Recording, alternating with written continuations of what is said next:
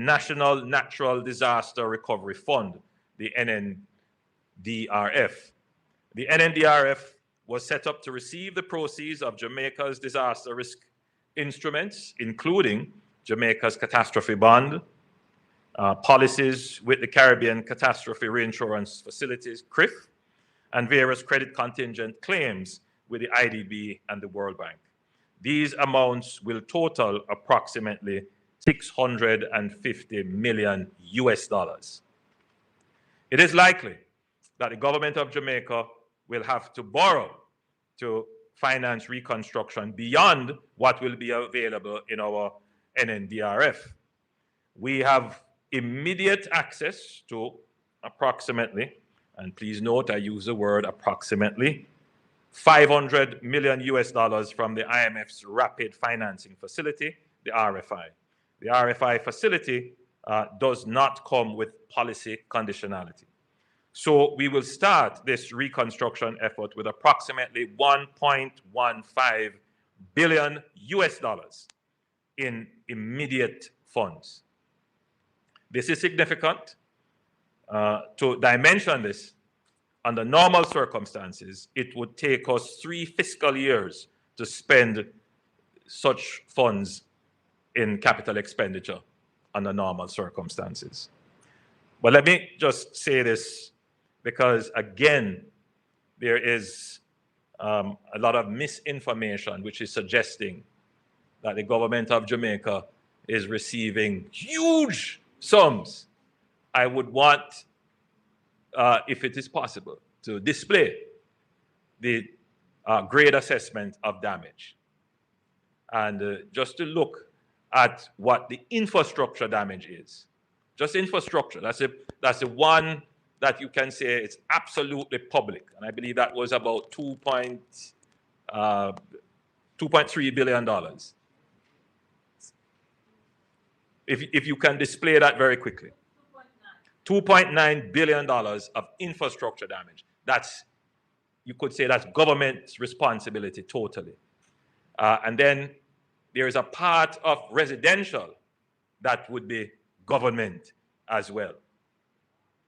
And then there is a part of private, meaning private homes and private facilities that government may also have to assist. And then there is the relief and the recovery expenditure. So we have here a total of $1.15 billion. A part of it is the insurance and the contingencies that we have, and a part of it is immediately accessible debt that we could start. But just from the assessment here, which is not the final assessment, you know, there's $8.8 billion of damage for which the government would more likely be responsible for at least half. So there is still a gap that will have to be funded, and that will have to be funded by additional borrowing. So those who are of the view that the government can engage in a spending spree, thank God they are not the government. The government has to be frugal. It has to be careful. It has to watch now more than ever. It has to watch every dollar that is spent. Because yes, we are in a good position, no doubt. We have never been in a position where a disaster struck and we don't have to be scrounging around to find $1.1 billion. We have it there. To start, we can start. That is because of the fiscal management of the government that built resilience in our fiscal affairs. But we are not out of the woods yet. And every dollar has to be carefully thought of. It speaks to a national psyche that the country must develop. If you can stand on your own 2 feet, stand on your own 2 feet. If you can help someone, help someone. Let the government focus on helping those who can't help themselves. Let the government focus on rebuilding the infrastructure that is for the public benefit. That must become the psyche of how we are going to get through this. So the NARA, the National Reconstruction and Resilience Authority, will have special powers to accelerate planning approvals, procurement, public investment and implementation, reducing delays for priority reconstruction projects in designated special reconstruction areas. We will establish a high-level public-private advisory board, and that, well, we won't announce who the chairman will be, but it will have on it some of our elder statesmen, persons from civil society, technical persons. Certainly we will invite some of our multilateral and overseas partners to sit on it to give us advice and to help. But it will be a multi-stakeholder board that will ensure that we are making the right decisions, there's transparency and accountability. But more importantly, in the info disaster that is going on, we will need voices other than the government to explain some of the decisions that we will have to make. Because regardless of what we do and how we feel that we're making the right decision, Jamaica is a democracy. And ultimately, you want the people to understand what you're doing, appreciate it, and give their support. So we are not going to move ahead and leave the people. We're going to take the time to engage in conversation, to explain, and to challenge misinformation. As I said, any nonsense that is put up, any misinformation that is put up, we will stand there and challenge it. We will never cower in the face of falsehood. And that has been our position, and we will do it with dignity, and we'll do it boldly as well. So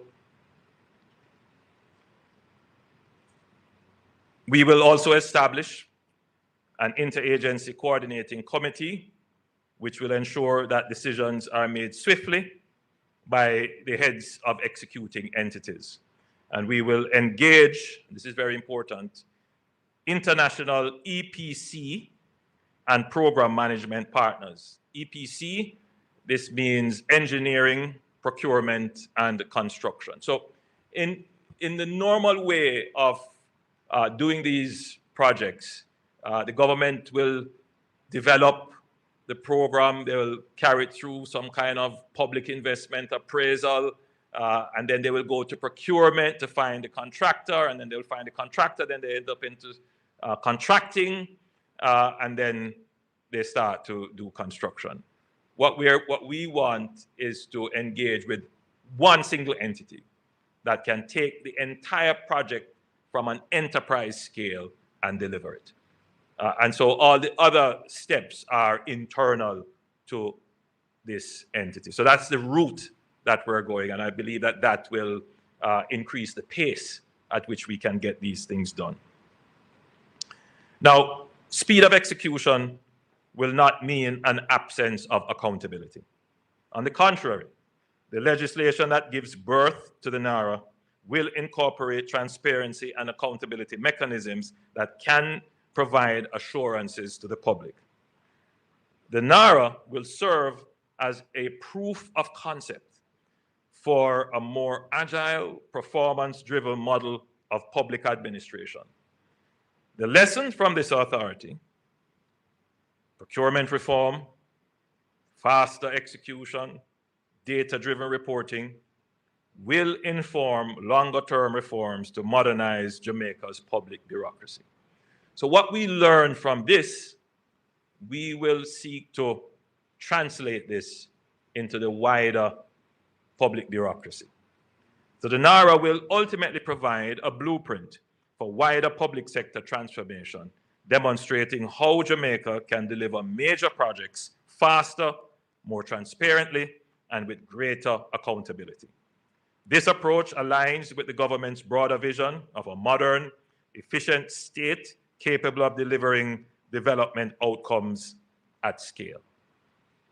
So, ladies and gentlemen, I believe I have covered a broad range of topics that are pertinent to the disaster management. And I hope that the information has been useful and that as a citizen, you will use this information to counter some of the misinformation and deliberate malicious information that is being circulated in some quarters. But we also hope that this information will give you hope that all is not lost, that there is a brighter future ahead for Jamaica. I hope it will create in you the strength to work even harder at what you're doing to make your efforts successful and count in the ledger of Jamaica's economic progress and growth. So even while half of Jamaica is devastated, the half that is not should work harder, grow faster, and help the other half, while we rebuild the other half to be as strong and resilient as this half. As I close, I say this. The NARA will not only focus on the 5 parishes or the 16 constituencies that have been badly hit. Notice, it is resilience, it is reconstruction, and it is resilience. Kingston, the capital, the KMA, or if you want to say the KMR, needs more investment for its resilience. We can't wait until a disaster, then we say we're going to do the expenditure. So there are some resilience building things that we need to do, and those will also be incorporated in the NARA projects. So ladies and gentlemen, I know it's been a long presentation, but it was necessary. I thank you for your attention and your patience. Thank you, Prime Minister. That was very, very hopeful. And I heard you at the end saying that we all have our role to play. And that is why, again, Ramesh, I'm going to call you out again because of the work that you've done. The government has been doing a lot of work, and we come here every press conference. You have tons of ministers here that report on what is being done. We're as open as you can find any government be, and actually open to the media. The media can ask us any question in any of these press conferences. But at the same time, we do need the help of others. And Ramesh, you're such a great example. He told me earlier, PM, that he has distributed 10,000 care packages, 2,000 hot meals, 2,000 tarpaulins, ply, hundreds of sheets of ply and zinc. And he's helped 13 homes for the elderly or children's homes, and he's cleared 40 roads. He sounds like an MP. So he's done a lot of work, and that's really what you want to see, those who can helping, and different people can help in different ways. And I want to thank you. He says he wants to help with schools, and so we were meeting right before this, Prime Minister, to talk about the work he is doing to rebuild some of the schools with his own network of individuals. And that's how we're going to rebuild. It's going to be all of us doing what we can to support those who need the support. And before we go to questions, just reminding you that today's International Men's Day. Happy International Men's Day, PM, Minister Mackenzie, Minister Wheatley, everybody, all the men in here, happy International Men's Day. On International Women's Day, PM gave all of us roses, all the women roses. I'm sorry, it's because of the hurricane. We don't have any roses for you men today. But, you know, next year you'll get it from me. So we're now going to open up to questions from the media. I'm looking for the microphone. All right, lady in yellow, hopeful color.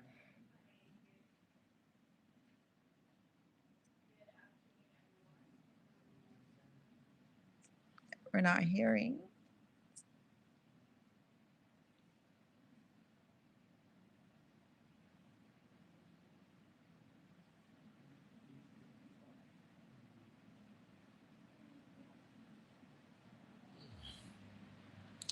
Blessed is the man that walketh not in the counsel of the ungodly, nor standeth in the ways of sinners, All right, I think nor this sitteth one in the works. seat of the scornful.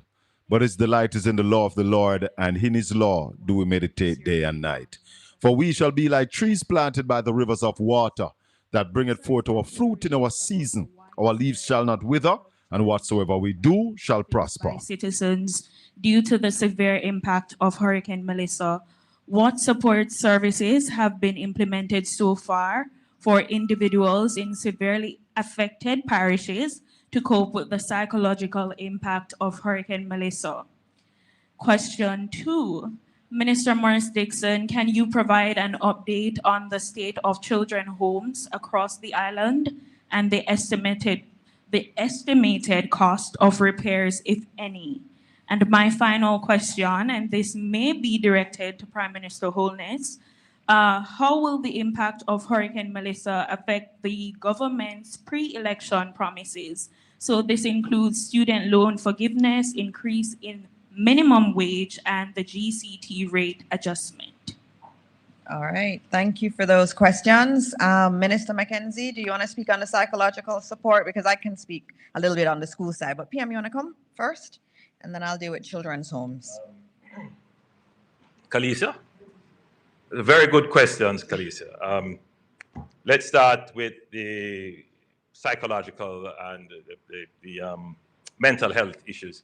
Now, Minister Tufton, I'm certain, has given a number of updates on this, and so I'll allow him. And Minister of Education would also have an update because a large part of that would be under her jurisdiction. But one that we tend to overlook is the chaplaincy service of the JDF. And they actually do some amount of support as they go into communities. And so everybody's actually tasked, the Ministry of Labor and Social Security, the JDF with their chaplaincy services, the Ministry of Education, the Ministry of Health. It is something that is now mainstreamed. I wouldn't say it is, at the level that it should be, but there is a greater recognition within the government that you have to treat with the emotional side of the disaster. And so I would say generally that there is a greater sensitivity. And so you will see that reflected in trying to ensure that there is dignity, for example, in how aid is delivered, how people are treated and respected. So I'll just give you an answer from that perspective. The details, I'd leave the other ministers to tell you. As much as possible, we are going to try to keep our commitments from the manifesto. As I said before, we don't want to slow down the development of Jamaica as we pursue the recovery and reconstruction. There are going to be, however, fiscal choices, meaning, do I spend the limited resources now on X, or do I spend it on Y? So the general rule would be,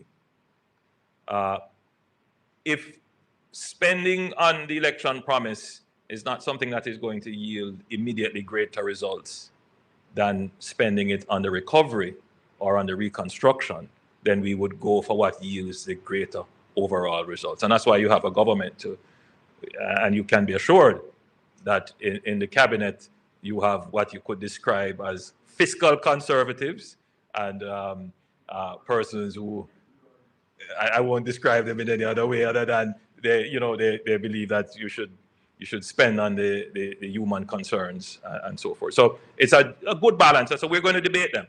And I'm sure that there are some things that we won't do right away and some things that we will continue with. So the short answer to you is that the commitment that we have is to maintain government as much as possible, keep moving forward, to keep the commitments.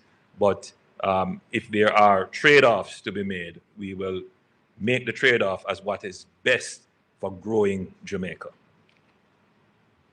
All right, thank you. And PM, just in terms of the children's homes, just noting that the CPFSA has been out visiting all of the children's homes across the country.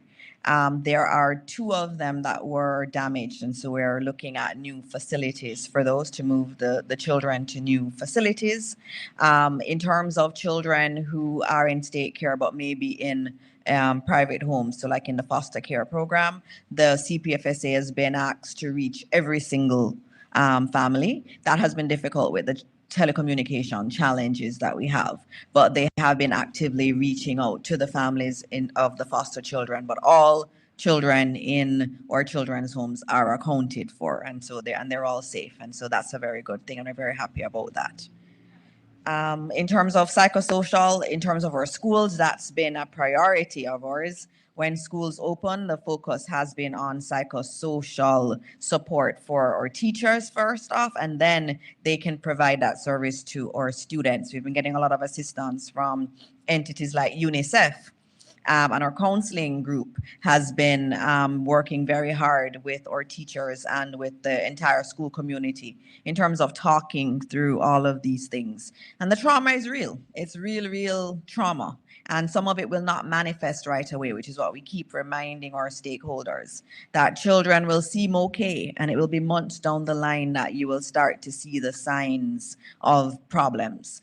So we are very alert to it, and our counseling teams, our guidance counselors across the system are working with our schools to ensure that we provide the adequate support that they can. Thank you. All right. Afternoon, Zara Burton, 18 Degrees North. Just a point of comment. The fact that the ODPEM head just left a while ago and he's the one in charge of this initiative in terms of getting aid to people, I believe it's counterproductive to have these press conferences and for him not to be here at this particular juncture stepping out like that. So I just want to make that point. The second set of questions. Okay, ask your questions and then I'll respond. He said he was going to PAAC, yes. But we also have questions in the media, and I don't think that's right. Okay, if I could just also say some questions, please.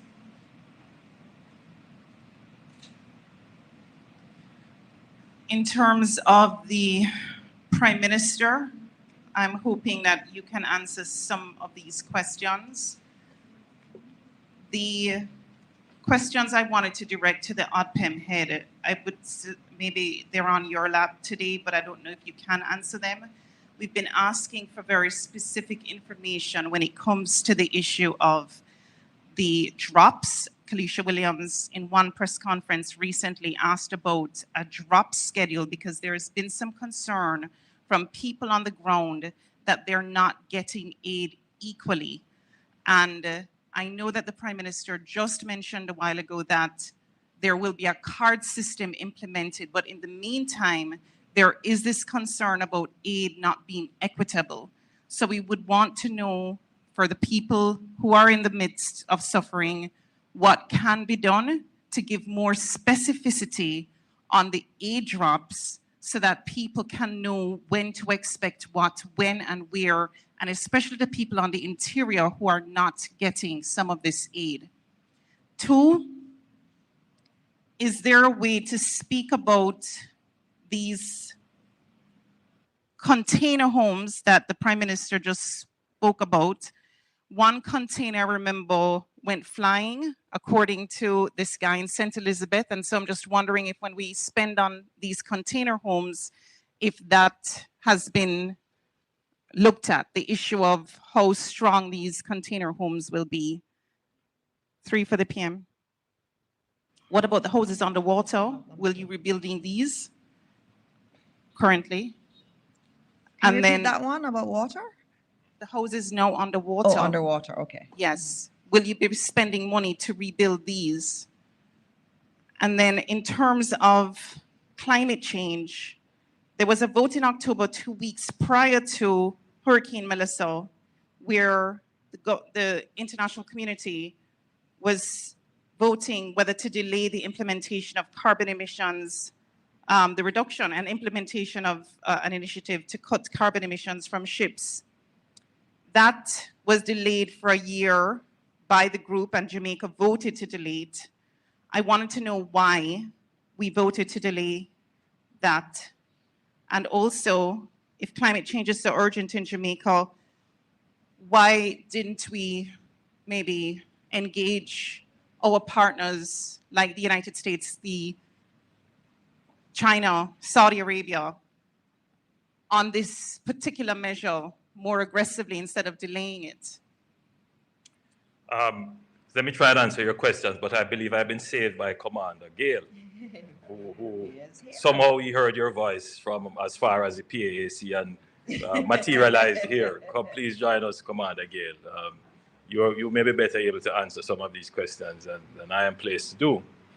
But to say on the matter of the equitable distribution of the humanitarian and care packages, I too have had my concerns, and I too have heard the complaints. Now, when we investigated it, it was not necessarily that there was any malicious intent. In other words, someone decided that they're just going to give aid to one particular community. A lot of it was that because of the informality of our system, there's some communities that they just don't know. And the MPs have been very useful in pointing out, hey, you have forgotten this community, you have not gone to this community. In that process of bringing communities to attention, you would then get the opinion that these communities were willfully neglected, which is not the case. So what we have said to ODPEM is, listen, go and do a thorough check for every community. Because remember now, there are some communities that may have been informally settled, that there's no formal record of them on a map, or sometimes the parish councils don't even know. But the MPs would likely have general knowledge of the area. And so to bring the two knowledge bases together, what we know formally on our maps and what the MPs and other persons know, we're going to put that now on a solid database so that we can have a systematic delivery, which is what we have started to do, and which is what I said here 2 weeks ago, in response to this very thing, that we need to have a systematic delivery, a proper schedule, where every community that has been impacted that needs assistance, that we can get it to them on a routine basis. And that is what Commander Gale has been tasked to do. And I'm not sure if you can give an update as to where we are in building out the number of communities and where we are in terms of reaching the communities that have been impacted. On the climate change issues, I am not prepared in terms of the questions that you have asked, but I could undertake at the next briefing when Minister Samuda has returned and I can have a discussion with him. I will give you some responses on those. We have noted the questions, and so we'll give you the responses on the climate change issues. Oh, the house is underwater. Oh, the container homes. Right. So the questions that you have raised are valid questions about their strength. We've looked at it in a comprehensive way. We have actually had a meeting this morning with the NHT. As I said, at another briefing, we'll go more into housing. But yes, we have examined structural integrity, the environmental health, the materials that are used, the space, heat, and insulation. We have looked at them in a comprehensive way. And so we have, as I've said, we have made a decision that we can go with some of these containerized modular solutions. But we will certainly make sure that the ones that we bring here are structurally sound and environmentally healthy as well for human use. The house is underwater. I've been looking at that. I can't give you an answer right now. Remember now, many of these are private properties. So they would fall under government giving some kind of assistance to recover. So we would have to go and do a case-by-case assessment. Do they have insurance? Did they occupy the land legally? All of these are things that you would have to do before we could make a general statement about how government will help. But you can take it that government will lean forward to give some support to those persons who have been so affected. Thank you. You can ask one question of him and see he stayed back from PAAC and also on your NHT question though. I just wanted to note that the NHT is one of the most professional entities you can find, and they're not going to put forward a solution that is not safe for Jamaicans. And I know they've done their work on that one. Okay, can I just give the updates as PM had asked? Sir, so my very last engagement before coming here, I was sat in a room, UN Ops, starting the special data management team of GIS experts from the JDF, and some others, fine, even going outside the SDC boundaries. Into that one working template. It will take some time, but it is a work underway. I will say as well that immediately post the blow, just by what we were doing in the NIOC, and based on reports on the ground, early assessments, we were tracking just about 182 SDC communities that were badly affected by Melissa. Today, I believe I indicated that the JDF running through the distribution system for ODPEM would have reached some almost 300 communities already. No, we're speaking about SDC boundaries. The other matters, we're looking into those deeply to get the other settlements and so on going. We're doing the work to bring that together.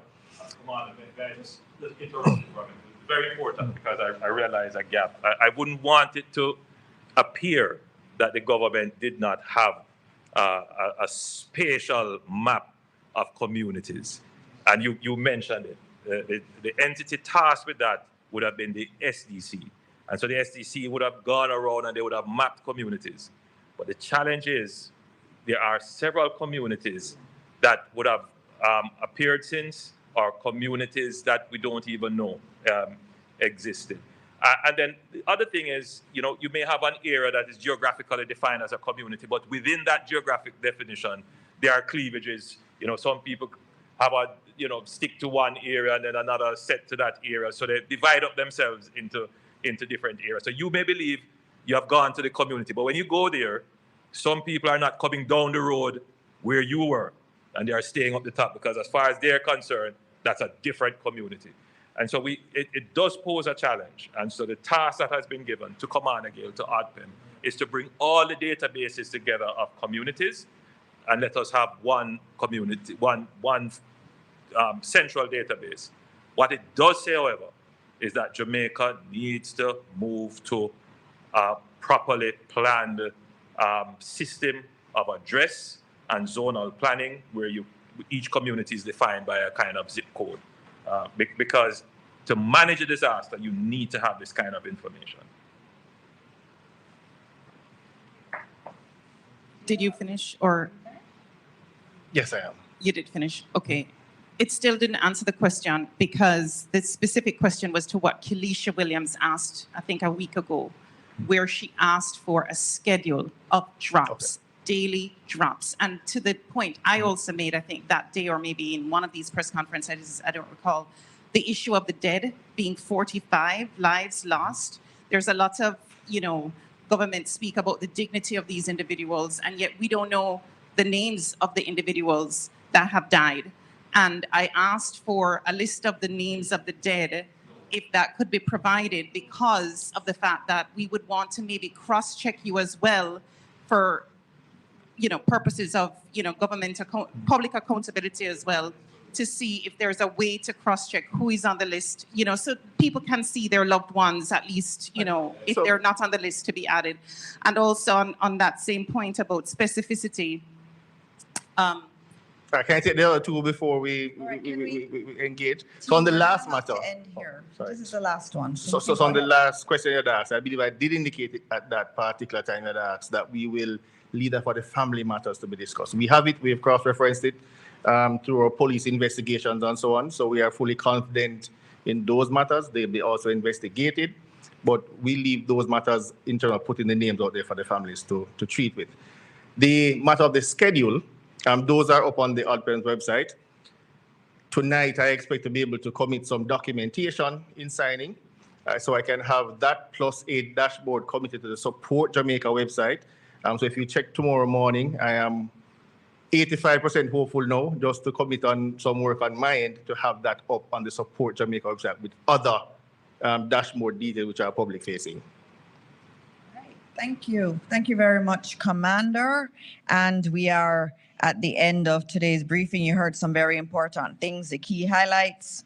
The damage assessment, US $8.8 billion. That's US $8.8 billion, and that doesn't include everything in terms of the loss of tourism revenue and so on. In terms of the debris field, there was a question online about debris, and PM did deal with that. 500,000 truckloads of debris estimated to be in the affected area. The Prime Minister also noted 5,000 containerized solutions being procured by NHT in relation to the shelter question. We get a lot of those online. We look at them, and that's a big question. And they are going to be very good solutions. Again, the NHT is not going to put forward a solution that is not good for the Jamaican context. The Prime Minister also made a very important announcement about NARA, the National Reconstruction and Resilience Authority, which will be established as a statutory body for 5 years. And so I know that we're seeing there's a lot of despondence, there's a lot of trauma, but there's also hope. The government has already started to look at rebuilding and rebuilding better. This Jamaica that you're going to see is a re-envisioned Jamaica. And so this crisis is here, and I know last night also added to some of the trauma. But today we are starting to look at the future, and we're looking at the rebuilding process, and the Prime Minister has announced this authority, similar to what has happened around the world.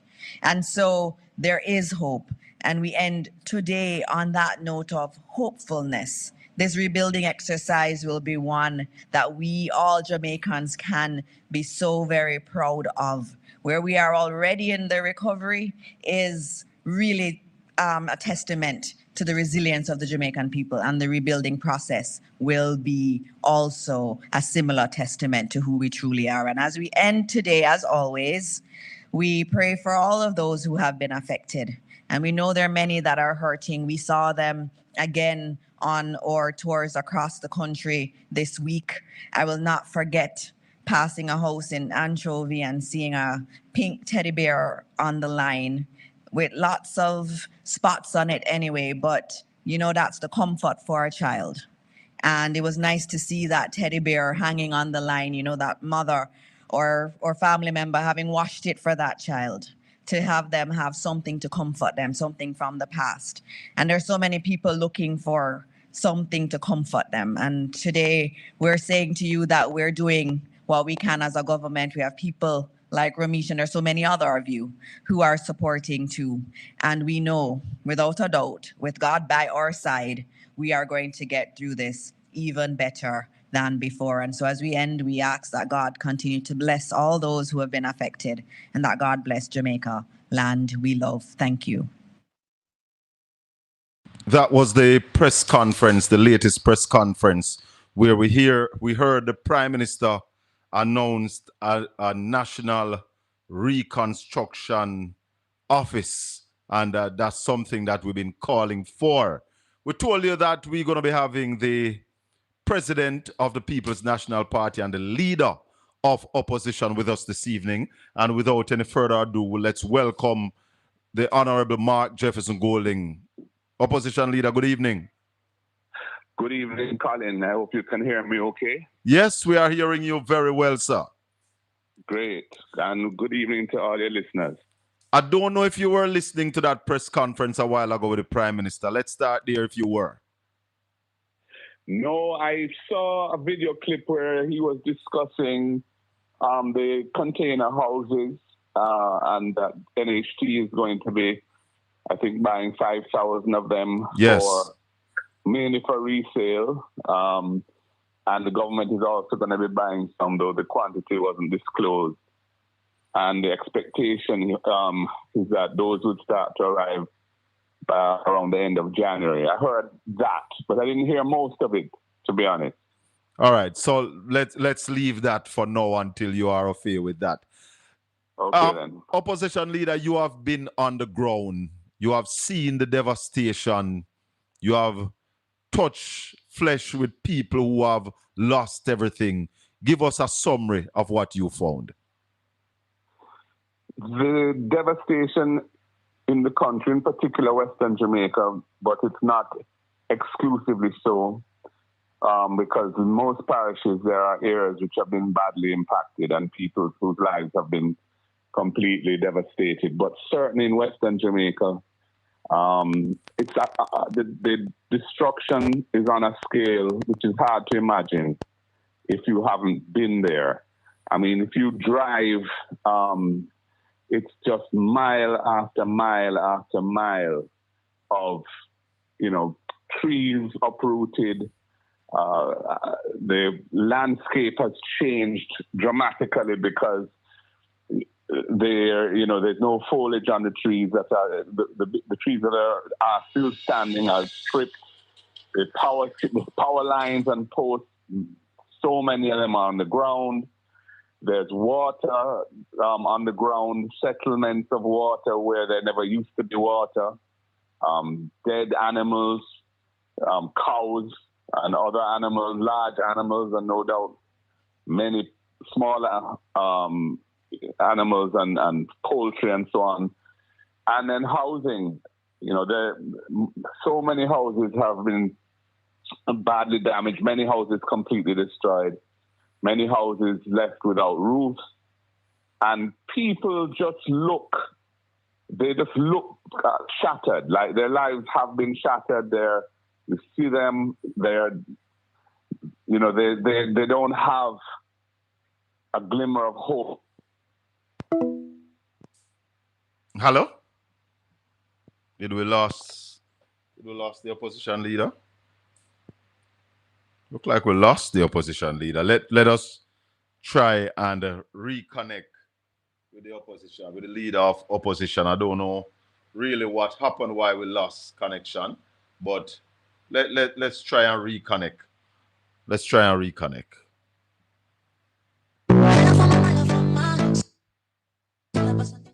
Let's try and reconnect to the leader of opposition. Let me just bring up something before we get back to the leader of opposition. We lost all the connections. It's not just one connection that we lost. We lost all the connections.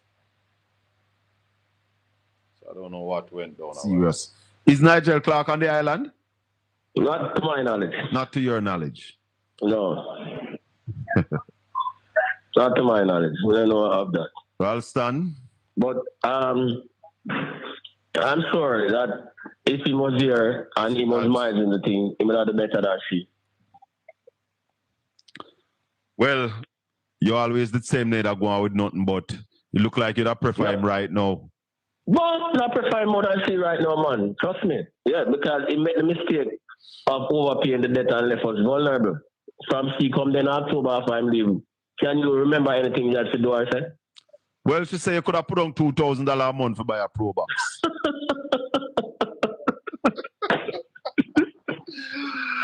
Caribbean Radio 97.9 HD4. Well, me I tell you this. So, say if first say we bipartisan. At 37 years, me I deal with this thing. And apart from Foggy Mullins, yeah, she's the worst finance minister Jamaica ever had. And Foggy Mullins was a PNP finance minister. PNP, all right, that me I try to tell you. So we have to tell them buyer. Me have the most experience in that thing. 37 years, and she had the worst apart from Foggy. And you have not gotten a call from them yet, Ralston. With all that is happening, they have not given you a call. Oh, the government. The madman, I did man like me, man. Why? But why? The Prime Minister talks about unity, all hands on deck. Why they don't call you? Because as I said, they're not dealing with no bipartisan approach. Yeah, them know say me was Dr. Phillips' right hand man. They never ask Dr. Phillips here, them do nothing. And for some people, we lost the opposition leader a while ago. We lost signal from one of our telecommunications provider, but we have him back now. Opposition leader? Hold on, I'm not getting you in the system though. Hold on, just one sec. Are you hearing me now? I'm hearing you. You hearing me? Perfect. Now. So, all right, great. So we have the opposition leader back with us. So you were giving us a summary of what you found on the ground. Yeah, I mean, it's just the scale of it is so immense because, I mean, it covers from, you know, the ground zero, so to speak, is extensive. So, I mean, it moves from, I would say, midpoint in St. Elizabeth going west all the way through Westmoreland and then northwards, you know, covering Hanover, St. James, Trelawney. And of course, large parts of, even in Manchester, I think, you know, Western Manchester got hit. Parts of St. Anne have been badly damaged. And then the rest of the island, I mean, you talk about St. Thomas and Portland, there's been extensive damage there too, flood damage and other things. So, you know, Jamaica is on a difficult road to recovery because the scale of this is so much bigger than something that we've had to deal with in such a long time. And I would just say that, you know, people on the ground who are badly affected, they are looking for help. They are looking for hope. And I think what has happened is it's taken a while for the response to be organized and for people to see some kind of systematic approach to addressing the needs of the people who have been impacted. So that is, I think, where we are right now, is that, you know, things are still not coming together yet. I know a lot of work is being done by the private sector, by NGOs, and international aid, disaster organizations who have really kept Jamaica going, so to speak, by virtue of the swiftness with which they have been able to deploy. You know, so they have been able to get food packages and so on, care packages into communities. But, you know, it's so widespread that there are many communities that haven't received much in the way of assistance at all. And of course, there are some areas which seem to be getting more attention than others and that kind of thing. Colin, to be honest, I have tried my best to try to be constructive in what I say at this time, because I realize this is not a time for politics. Right. This is not a time for political point scoring. This is a time when our country is under real threat of an existential nature, because if we don't handle this thing right, it is going to set us back for such a long time. So I really want to be part of the solution. I don't want to be part of the problem. Right. But I do believe, I should say, and I'm segueing a bit now, I do believe that for us to get the best possible response and have the best chance of doing it the right way, and by the right way, I mean a way that brings us out of the hole that we're now in as quickly as possible, and as fairly and equitably as possible. It has to be a united effort. Everybody has to be pulling together to do this, I'm not happy about the way that's being approached, because the opposition, which represents, a large portion of the population of the country. Yes. We are totally excluded from all of the structures and decisions that have been put in place by the government to deal with this. It's only in Parliament that we have any voice, and Parliament didn't even sit. The House didn't sit yesterday. So we're not on the committees that have been established. And to be honest, I get more information from some of the foreign embassies that are here, who are very open to dealing with us, and have, we've had good meetings with some of them. Yes. And, we're able to get better information that way.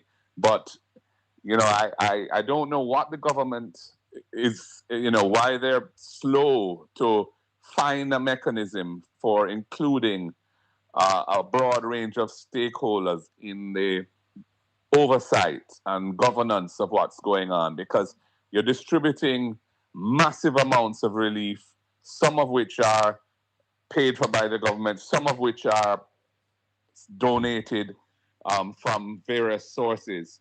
You know, there needs to be a proper system of oversight of this so that the country can have confidence that it's being done above board, it's being done fairly, and so on. And I can tell you that when it's done in an ad hoc manner, without transparency and good communication around what's going on, it feeds into the kind of cynicism or fears of things being done in a partisan way, which we should try and avoid.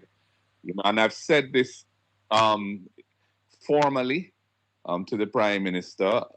So I'm still hopeful that we will see some progress in this regard. I know, for example, that some of the powerful interests in the country would like to see a united approach. And so, you know, I believe we will get there eventually, but as to what form it will take and how long it will take, I can't tell you. You sound hopeful, opposition leader. You sound hopeful that there will be that coming together with government and opposition, which only the government can really set the stage for that. Yeah, well, to me, it makes such obvious sense, and it is such a necessary thing to happen. And, you know, I think all well-thinking Jamaicans believe that approach to this crisis are necessary. So I can't see why the government would be, you know, pushing back on that, even if it's not their normal inclination, because they're the government and they run things. But at a time like this, you know, we need a broader approach because the country has so much at stake and the situation facing us as a nation is so dire that, you know, partisanship is only going to lead to suboptimal outcomes. So I think they will come to the table in some form or other, and I hope it will be soon. But 21 days, going 22 days after the storm, have you seen a clear direction from the government so far? No, I wouldn't say I have. You know, they are very good at public relations, and they have been in the media space communicating information to the public. And when you listen to the communications, you get the impression that all is well and things are being properly managed. But when you go into the communities which have been damaged and you are on the ground, you don't see any evidence of this. You know, you see chaos and you see devastation and you see frustration and hopelessness. So there's a disconnect between the public relations and the reality on the ground. And I understand that because what is going on, what they're faced with is something that's really beyond them. And, you know, it's not a situation which they can handle on their own. They're going to need enormous support from international, you know, support, financial support, and other forms of international support. And they're going to also, as I have said, they're going to need Team Jamaica to be on the field playing together. And right now, I don't feel we're there yet, but I am hopeful because I've had dialogue, as I've said, with powerful interests in the country who see the need for it. And, you know, when you see that happening, you usually see that there's a shift of position towards an outcome that is seen to be necessary. So I'm hopeful. As you've said, I am hopeful. What role would the opposition, what role would you want the opposition to play in this recovery and rebuilding? I would like the opposition's role to be one of, first of all, providing information that we get from the ground.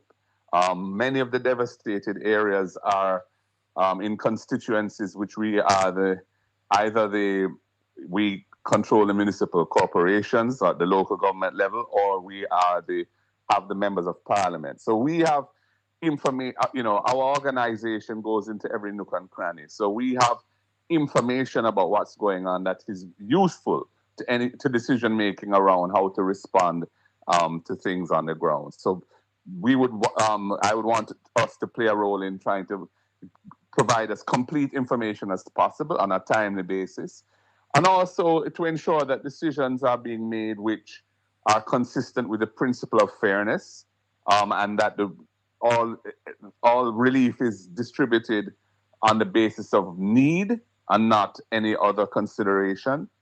So there would be an oversight element to that. And also our input on some of the major issues that the country is facing. For example, we know in the electricity area that the government had issued a notice under the license, essentially terminating the license that JPS has in 2027. And this was done shortly before the election campaign started. The effect of that is that, you know, there's some uncertainty as to the future of the current ownership of JPS at a time when their network, their infrastructure has suffered a terrible hit, and that it's going to require significant resources to be found to rebuild that. So that's something which, you know, I think needs to be done in a very thought through carefully, and the strategy as to how that is done is important. You know, we have thoughts on that, and we have some skills and experience in that area that we think could be of assistance. So that's one example. The question of how issues of housing are addressed is another area, because we know, for example, that there is tremendous informal occupation of land in Western Jamaica. Well, right across Jamaica, but we're talking about Western Jamaica primarily at the moment. And, you know, so that people who would have lost homes which were constructed on land that they may not have title to. Now, how do you protect those people from displacement, and how do you give them security going forward? This is an opportunity to solve some of the land tenure issues that have bedeviled Jamaica for centuries, you know, but that requires a creative approach and a progressive approach. And there will be legislative elements of any solution, as well as decisions around practical matters like the type of homes to be built, and where you put them, and how you, and what terms they are provided to people, and so on. So we're not the government, and I don't expect the government to hand over decision making to us. But what I do think is that we have value to bring to any discussion. We're prepared to share that in the interest of the country.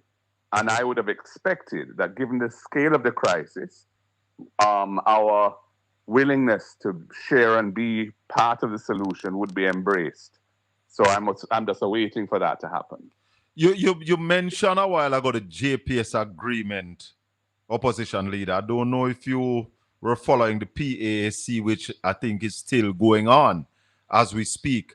A question was asked by the MP for Central St. Mary as it relates to JPS and the fact that a statement was made that the JPS license would not be granted, would not return to them as is, and how that is affecting restoration of current. And the PS from that ministry told us that that is posing a problem right now, where JPS is having problem to get funding because they don't have security of tenure of the license.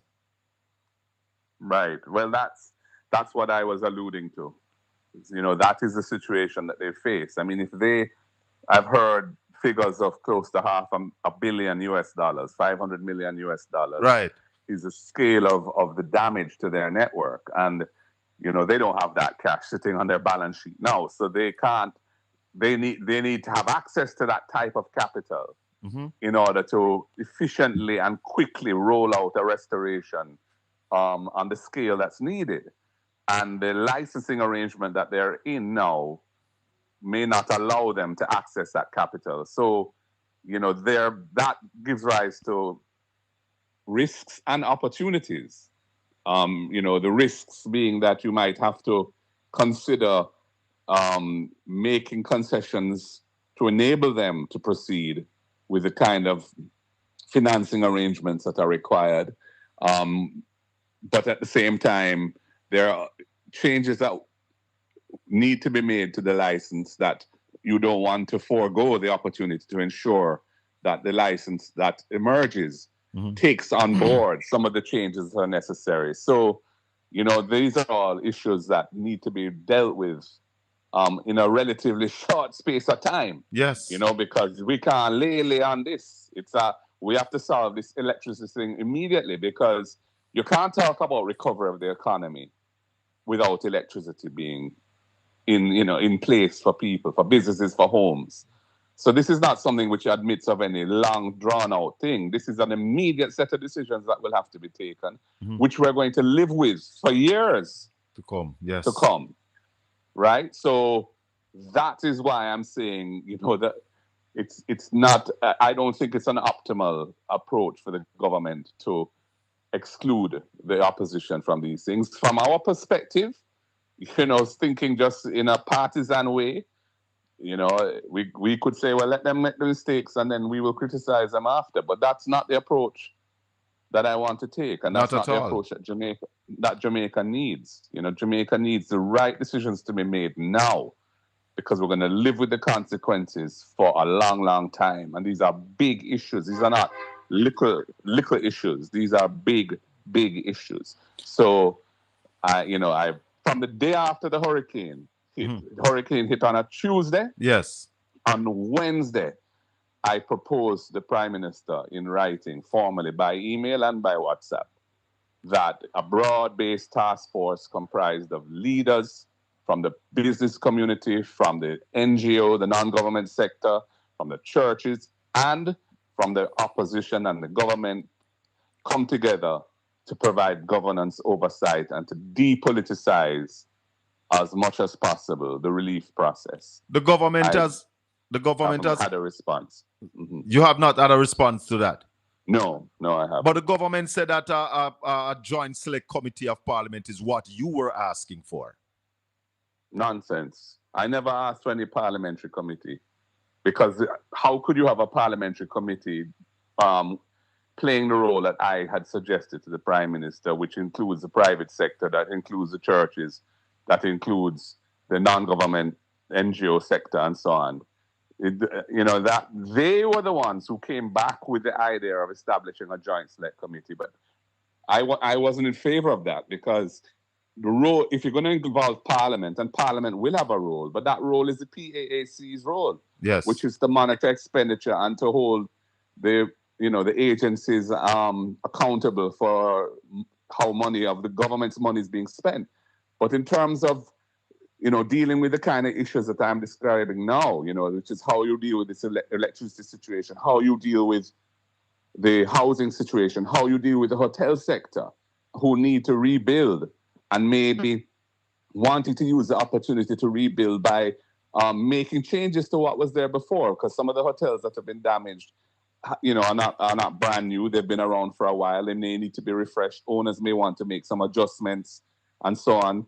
How you deal with the approvals process for that, so that they can, and that is significant resources I've heard an estimate of $1.5 billion US is the level of damage to the hotels in the country. Wow. So and that is money which, if that is, I don't know if that's a rough figure, obviously, but to the extent it's anywhere near that kind of level, those are resources that the government presumably is not going to be finding, but the owners of those hotels are going to have to raise those resources. You need to facilitate them doing so that people can get back to work, that we can start to earn foreign exchange from the one of the most important parts of the economy now, and so on. So these are big issues. How are we going to find skilled workmen at the scale required to do the kind of reconstruction that is needed?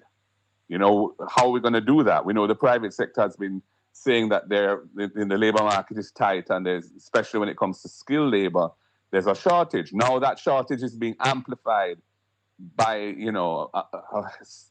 a magnitude of many multiples, because there's so much that has to be done now in terms of reconstruction. How are we going to address that issue? These are big, big questions. And so that is why I don't think a committee of Parliament, where Parliament has challenges scheduling meetings. There's a space constraint in Parliament. The rules of procedure that govern how Parliament operates doesn't lend itself to the kind of creative dialogue that's necessary, and it doesn't include stakeholders who must be at the table. So I never proposed a parliamentary committee. I proposed a task force with wide-based task key force. stakeholders aware, broad stakeholder Yes. representation. And there is a role for Parliament, but that role can be played by the PAAC. And I'm glad that they met today. Mhm. And I hope that, to hear a report of what went on. I haven't heard that yet, but, I'll be listening out. So is the Office of National Reconstruction and I think Resilient Agency, is that what you are talking about? Or that's different from the task force? I don't know. I don't know what that office is. I think that was announced today in the press conference. Right, just a while ago. Right, and I didn't hear that press conference, and I haven't seen a report as to what exactly that was. So I can't really say whether it is or it isn't what I have in mind. But after Hurricane Ivan hit Jamaica, Prime Minister P.J. Patterson established a National Reconstruction Office. He did mention that it was done before in Jamaica and some other countries that did that, New Zealand after Katrina in the US, and he said that is what they are doing. Right, and that's a practical, that entity is really to take charge of what needs to be done, essentially. Yes. And I mean, when PJ set that up, he had a broad-based board. And I believe the opposition, which was the Jamaica Labour Party at the time, were on that board. I believe that's what I've heard. Mm-hmm. And I don't remember the composition of the board, but that's quite a long time ago. And then they hired somebody who at the time was considered to be a competent professional to be the CEO. Yes. And to run the office. I don't know what this current construct is going. He said he wouldn't be naming anybody this evening, so he did not name. He said some senior statesmen will be on it. What if they continue to leave out the opposition from these committees and task force? What would be the course of action by the opposition? Well, I think we will be critical of the exclusion of the opposition from these things because for the reasons I've already given, I don't think that's a sensible approach. I don't think that's in the best interest of the country. So we'll be critical of it from that angle. In terms of whether we would take any kind of action to be included, I can't say at this point. I'm not. It's difficult to force yourself on an unwilling suitor, But we would certainly make our positions known. And we've tried to exercise significant restraint, Colin, in terms of what we've said. We've had one press conference. In that press conference, I reiterated this idea of a broad-based task force to provide governance oversight of the whole process. We also spoke about a Marshall Plan type, the need for something of that nature, and also to empower members of parliament to respond in a more meaningful way. I'm quite disappointed with how members of parliament are being dealt with in this, because if members of parliament are empowered in a way that ensures there's accountability, but also flexibility and speed, they can deliver significant assistance on the ground in a short space of time. But what has happened so far, there's the $1.5 million of an allocation prior on the Saturday before the hurricane, which is I communicated a request for an allocation to prepare for the hurricane, and I sent that on Saturday morning before the hurricane, and we were then asked to come to the office of the Prime Minister for a meeting, and I was appreciative of that. Yeah, and we were given a briefing by the then head of ODPEM, and the Prime Minister, and then we had a discussion, and an allocation was made available, which enabled MPs to source foodstuffs and so on, and tarpaulins and so on, so that when the shelters and people moved into the shelters, and there was nothing in the shelters because none of the shelters were stocked with anything. MPs could at least provide some food stuff and other items to help, people get something to eat while they're in the shelters at that time. Since then, there's been another allocation of a $1.5 million for similar food and tarpaulin. And then there's been an allocation for trucking of water, $1 million, I think. And then for rebuilding, for household materials, there has been an amount. For the worst hit constituencies, I think it's $10 million. For other constituencies, it's $3 million. Now, but the way in which that's being done, it's putting a lot of bureaucratic burdens on MPs before they can access those resources. But even before that, opposition leader, is that $10 million adequate? $3 million in some case, and I think 5 in some case. Is that really adequate to address the needs of people who are out of housing right now? No, it isn't. It isn't adequate at all. I'd actually call for 50 million. And some people say you were careless in doing that. Yeah, well, I don't know on what basis it could be careless when we know that the needs of people are, even the 50 million would be inadequate. Because if you're giving somebody $100,000 worth of building materials and you have 10 million, you're talking about 100 people. Right. And in a constituency like in Hanover or in South St. James or in any of the Westmoreland constituencies or 3 of the St. Elizabeth constituencies, there are thousands of people who need to rebuild their homes, who are currently catching at other people's premises or sleeping rough on the tarpaulin or some makeshift type thing. So it is a desperate situation we're talking about. Every time it rains, them wet up. As you mentioned that, Comrade Leader, you think some of these people should have been evacuated from those areas? I think they should have been given the option. I think that's, there should have been an arrangement put in place where persons who have no accommodation currently, if that something should have been put in place for them on a temporary basis where there would have been safety and they would have at least been able to sleep with a roof over their heads or some covering. Yes. I think something could have been done, and it may still happen because their situation remains as it was the day after the hurricane. Nothing has really changed for them. So and these container homes, we're told, will come after January. And January, and that I think is a very optimistic date. And maybe longer because the Prime Minister says some of them might take up to 90 days. So that takes you to the end of February. Yeah, there's a whole shipping and there's a procurement.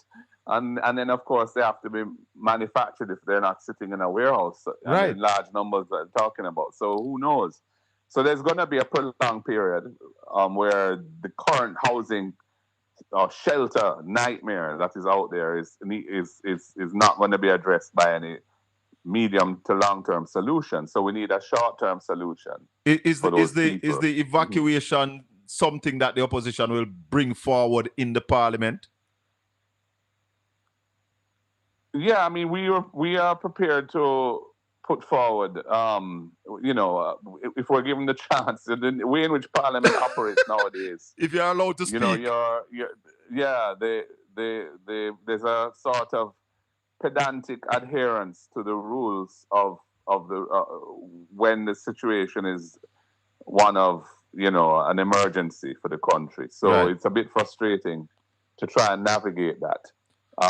But yes, I mean, listen, when you talk about evacuation, you have to take into account the fact that, people are their lives will be totally displaced, and they may also feel vulnerable that other people may take over lands, as I said, that they don't have any kind of paperwork to show that that's where they've been living for, on a long-term basis. So you have to take into account the needs of the people when you're making that. But I think you should give those options to people, yes. And here on this channel, we've been making suggestions that the government should use the multipurpose stadium in Trelawney Braco Village Hotel that is owned by the government, some of the options that the government could use, build 10 cities in Playfield, close proximity to the areas that you Correct. want to evacuate the people from.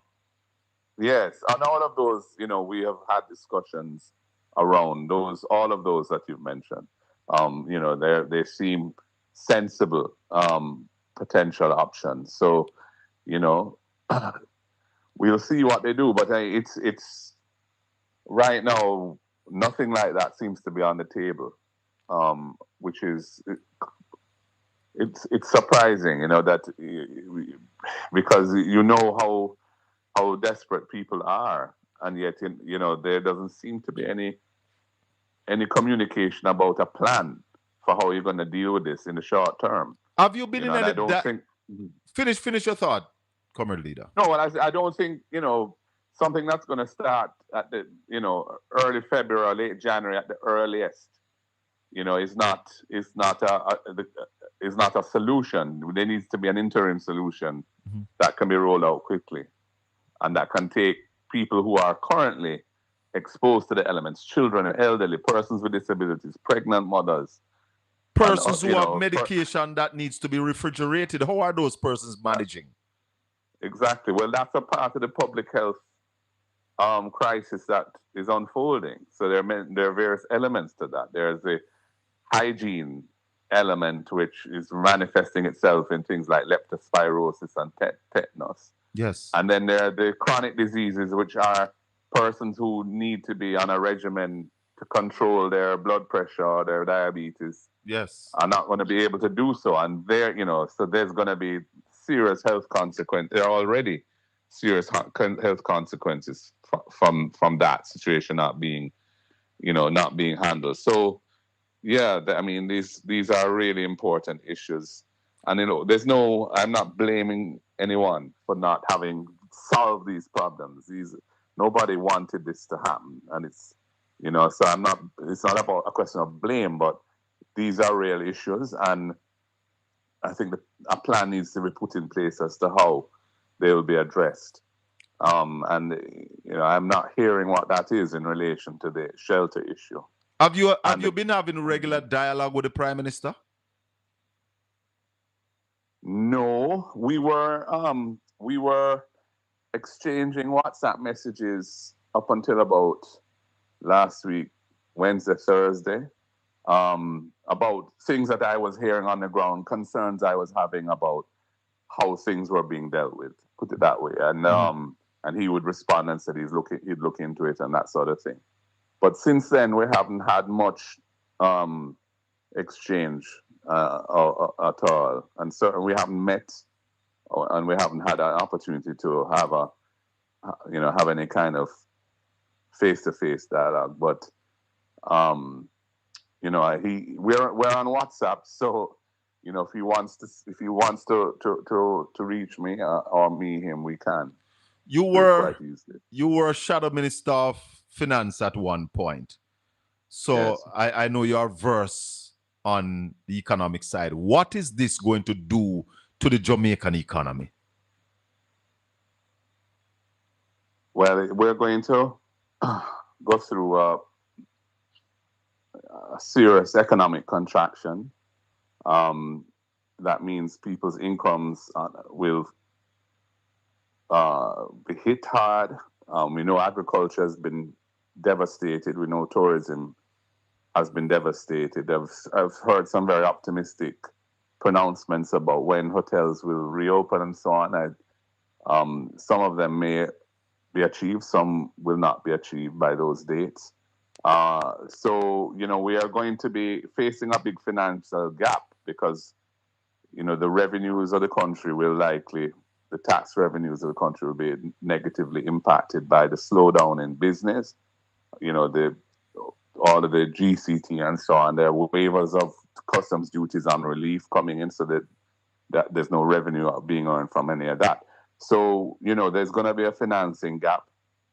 The Prime Minister has indicated that he's very concerned about, Jamaica's achievements, our fiscal and debt achievements not being jeopardized by this.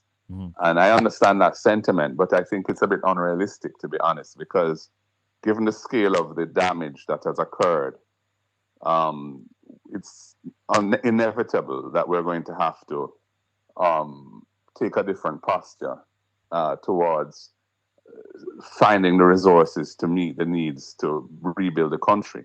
The good thing about what has happened over the last 15 years in Jamaica is that we understand what it takes and how to manage our fiscal affairs. And so even if we depart from it temporarily in order to address this crisis, and I think we must, we will be able to get back on track once the economy is back up and running.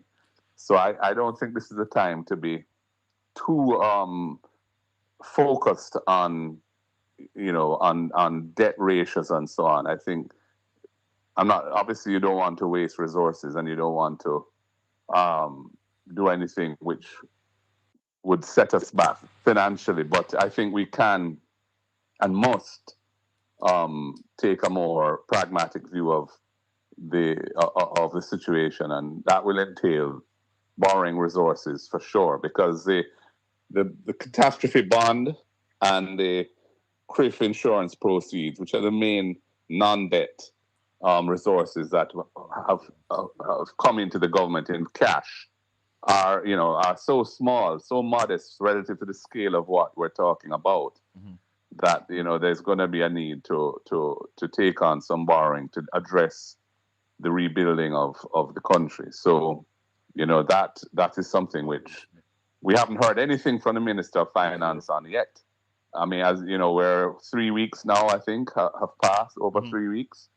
I'm surprised we haven't heard a report from the Minister of Finance on the financial implications of what has taken place and how she plans to address this.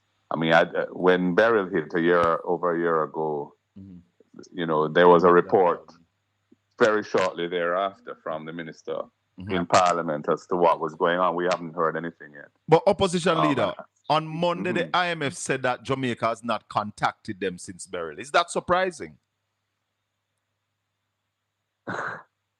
It is surprising. It is surprising. I must say, I would have thought that we would have reached out to all the multilaterals by this stage, to let them know that Jamaica is going to need their support. So that if that is true, I am surprised by that. Over the last 10 years, the economy has grown on average 0.8%, with all 14 parishes active. Now that we have about 7 parishes not active, how is it that we are going to grow? Because grow we must right now. How are we going to do that, opposition leader? Well, the Prime Minister was talking about the other parishes doubling their production to make up for the losses in the parishes which are basically shut down. Yes. But, the truth of the matter, though, is that farmers, for example, in agriculture, have been impacted all over Jamaica. Yes. It's not just in those parishes. And there needs to be a Marshall Plan to help them to get back up on their feet. And, the Minister of Agriculture announced some measures last week, Tuesday, in a statement to the House. But they're very modest in their scale. So I don't see that that's certainly not going to be sufficient to ramp up production in a serious way in the less affected areas. So, I would, the short answer is we need to get electricity back up. We need to facilitate the rebuilding of the hotels, and that will create some employment and some investment in the country. And, we need to get agriculture back up and running so that the farmers need to have access to support to do that. And it needs to be done in a way that is consistent with how farmers operate. It can't, the restrictions on them can't be too onerous. There's going to be a need to be very flexible in how we make resources available. There will be some risks involved in doing this, because you can't dot every I and cross every T in a crisis like this. Right. But the overall effect of what you're doing should be to hasten the recovery of the country and hasten the restoration of the economy. If you're just joining us, we're talking to opposition leader and president of the People's National Party, the Honorable Mark Jefferson Golden. Mr. Golden, we're getting close to the end, we're wrapping up, but there are some quick questions that a lot of people in the chat room have been putting forward. They are asking about the behavior in the parliament of the Speaker of the House. How are we going to navigate that? A lot of people are upset that the opposition is a little bit too decent and too subdued in the parliament. How do you respond to those? Well, we did walk out on one occasion when she turned off the mics of various opposition MPs, and then my own mic, and just that was an outrageous situation at the time. Mm-hmm. We will continue to seek to put our questions to the government and to put our points across.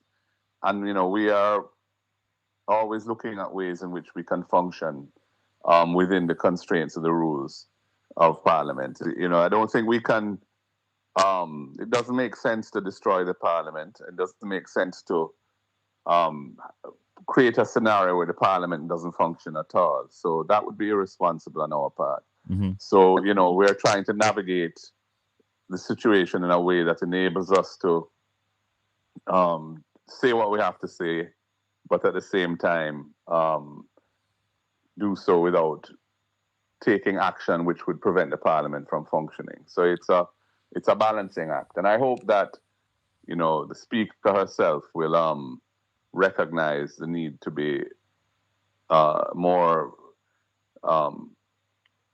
flexible in her interpretation and application of the rules, because I don't think it would suit anyone for this to become a constant, acrimonious, an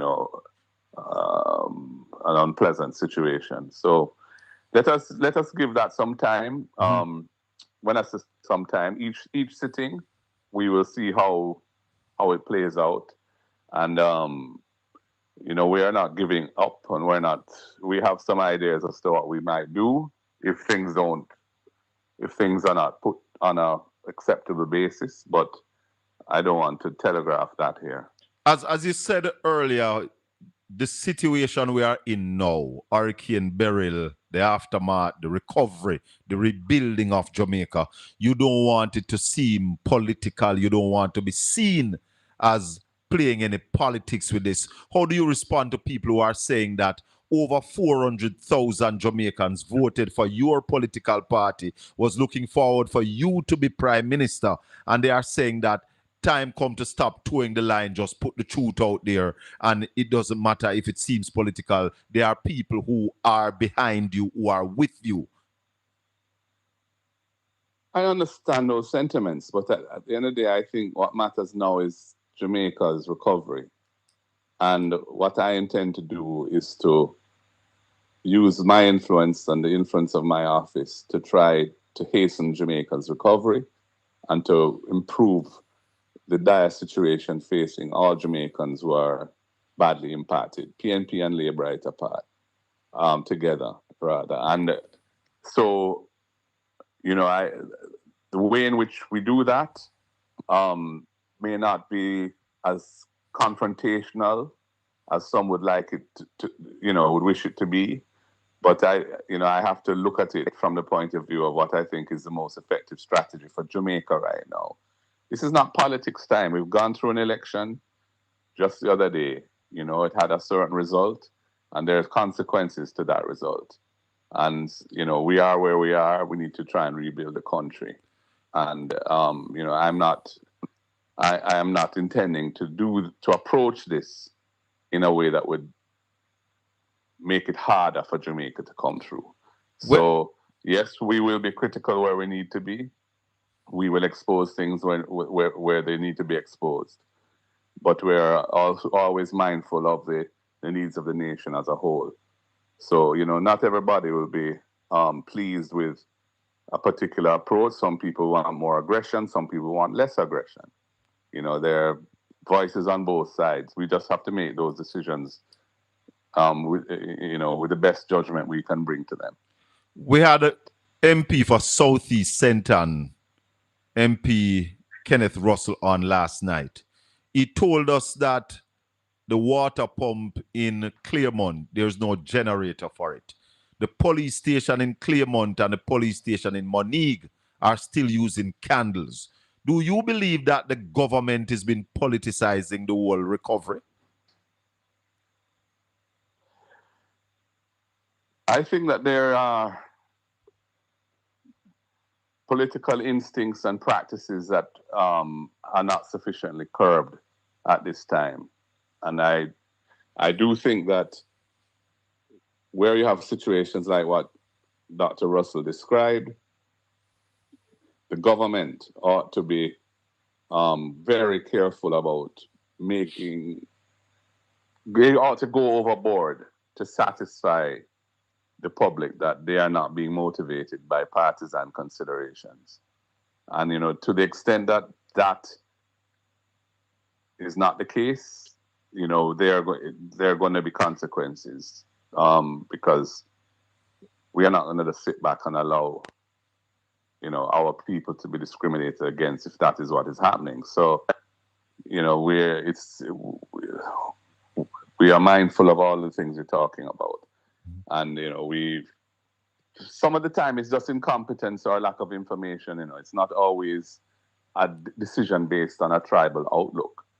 Sometimes it's just that the situation there has not been channeled through a way which can lead to a response, because there's no clear chain of command and no clear lines of communication that we know how to address these things. And that's why it is important for government and opposition to be working together for the good of the people. Absolutely. Absolutely. And that is why I'm hopeful that we will get there soon, because I think that is understood by most Jamaicans now. And I don't see the government, to me, it would be foolhardy on their part, and I don't see how it would even serve their interests to resist what is an obvious necessity. Well, Comrade Leader, I want to thank you for spending the time with us this evening. Just go ahead and speak to the Jamaican people and people in the diaspora before you go. Yeah, well, to all of the Jamaicans out there, our family at home and abroad, don't lose hope. I know that it's a difficult time psychologically, emotionally, and physically. And, those who have must be generous with what they can do to help each other now. We must pull together. And so, I want to thank everybody in the diaspora who has been generously assisting their brothers and sisters and their fellow Jamaicans at home. And to all our Jamaicans here who are facing the difficult conditions that the aftermath of this hurricane has visited on them. Don't lose hope. Don't give up. Where there's life, there's hope. Mm-hmm. And we will pull through this, but yes, it's going to require significant resilience. It's not going to be a quick fix. And, we just have to do whatever we can as a nation to help those who need it most, and to ensure that nobody feels that the country doesn't care about their situation. That is vital, because if people feel that no one cares, they will lose hope, and their behavior will adjust accordingly. And we want to avoid those kinds of problems. So that is why it's so vital that we get this thing right early. In terms of the PNP as an organization, opposition leader, is the PNP doing anything to assist those who they can assist in this time of need? Yes, very much so. We have established a organization within the party. We are to receive and distribute assistance, and we have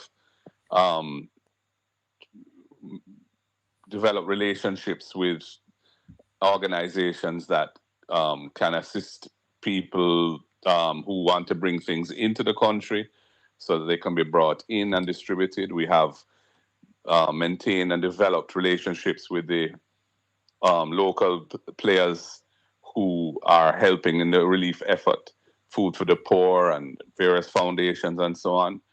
And we're actually putting a structure in place to formalize what we have developed organically over the last 3 to 4 weeks, so that because we see this as a medium to long term need. So we're not competing with anyone. We're just one of the many who are trying to help. Yes. In the country. But we have a big network of support. Yes. And so we are trying to leverage that for the benefit of the country and for the benefit of those who need it most. So that is what we're doing. Will there be audited report of what the PNP gets and does after this? I have the person who is running this, managing this on a day-to-day basis is the treasurer of the party. Yes. And she understands and is knowledgeable about processes and accountability. Mm-hmm. And we have committed to ensuring that all resources that pass through the structures that we are setting up or have set up will be fully accounted for. Beautiful. So yes, there will be full accountability for that. And the PNP not hiding and doing this, like I hear some people say, Lord God, the PNP set up an organization to get fund for the people. Is something wrong with it? Is there something? Is something illegal about what the PNP is doing? We haven't set up any new organization. We're using existing channels that we had set up from before. Yes. And repurposing them to support the country's needs at this time. Yes. I don't see why anyone would criticize us for doing so, because not everybody is comfortable giving money to the government. Oh, yes. Not everybody. Yeah. Some people may want to give money to a charity. Some people may want to give money to some other form of NGO. And some people might want to give to their political party. Yeah, absolutely. So I think as long as the money is being accounted for and it's being used for the benefit of the people who need it, then it's a good thing. And so I don't see why anybody would be critical of that. Tell the people what it is, how they get to that foundation, how they donate to the foundation. Right. Well, we've established a 5013C entity, which is a US-based entity for persons in the United States who want to support our effort. Yes. The Jamaica Sunshine Foundation, and you can the information is available on our website. We have a relief website. If you give me a sec, I will I will give you the. So it's Jamaica Sunshine Foundation. Right. And then we also one sec. Let me just 1 second. So for people who want to donate, who want to give their donation through an organization that is one of the oldest organization on the island, the oldest operating political party on the island, the People's National Party, have set up the Jamaica Sunshine Foundation, and you can donate through that, and the donation will be going directly to the people who needs the assistance right here in Jamaica. Go ahead, Comrade Leader. Yes, sorry. Yes, so if you go to relief.pnp.org.jm.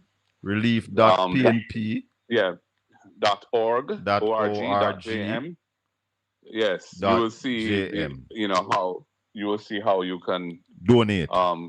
donate various ways, because we have more than one channel for doing this. Beautiful. Yeah, so relief.pnp.org.jm. Yeah. One love. Comrade Leader, thank you Yeah, for the man. time. Thank you for having me. All the best. If I sound subdued in my tone, it is because of the gravamen, the seriousness of the situation facing the country, and what I've experienced personally on the ground. Yes, it's heavy. And the suffering that is out there. It's a heavy burden, and we have to approach it with in a way which is befitting the heavy responsibilities that we carry as leaders at this time. I tell you something, Comrade Leader. Yeah. I have been down there twice, and Comrade Natalie has been down there with me.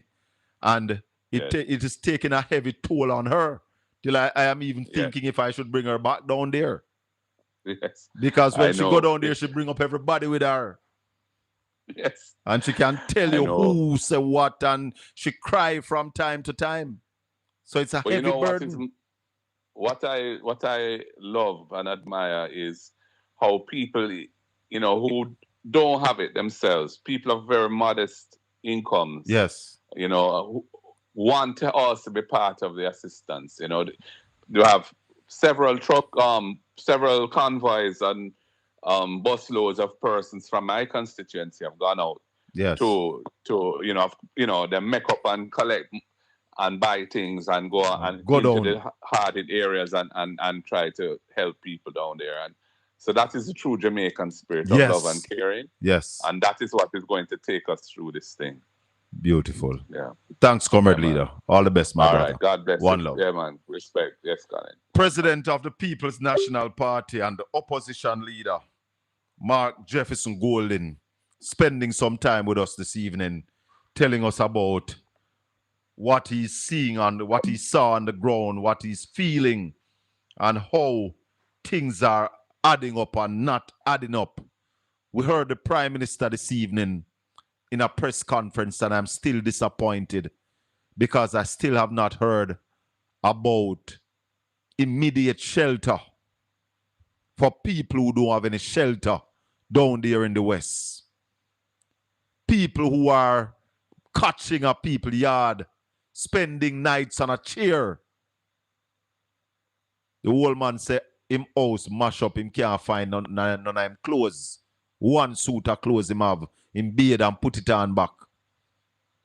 And we understand that some people would not want to leave. But as the opposition leader said, the option must be given. Those who want to leave should be allowed to leave. They should have an option. And the government should prepare somewhere where these people can go, get a good night's sleep. I heard a newscast on RGR today, and it said that people in the community are asking for psychosocial help. People are walking and talking to themselves. People are spaced out. But then you have some people who are saying that only 3 weeks, them for wait. I would want to see you waiting with no roof over your head. You don't have a stove to cook. Think about your situation with all that you have now, all that you have tonight, and tomorrow morning when you wake up, you have nothing. Nothing. Absolutely nothing. Government have to move faster. Last evening, we had Ralston Hyman on the show. And Ralston said to us that I asked him if the central bank has intervened in the market this week. And he said, no, them not intervene yet. But him a predict, said them will intervene tomorrow, which is today. I'm going to call Ralston now and find out if his prediction come true. Hold on, my brother. And then we see who know where them are talk about. Ralston, I man. Yes, sir. What go on, brother? Yeah, man, we're there. Me just talked to Mark Golden a while ago. Okay. I the man for almost an hour. Yeah. You predicted yesterday that the central bank would intervene in the market today. Mm-hmm. Did you get it right?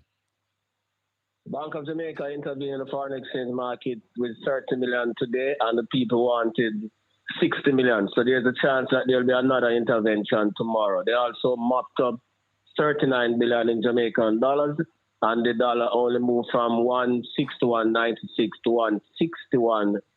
161.26.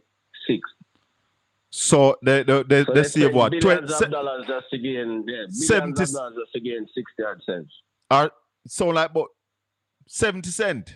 190, 161.96 yesterday to 161 what 23. It's not even 70 cents. It's about 69 cents, 67 cents. Right.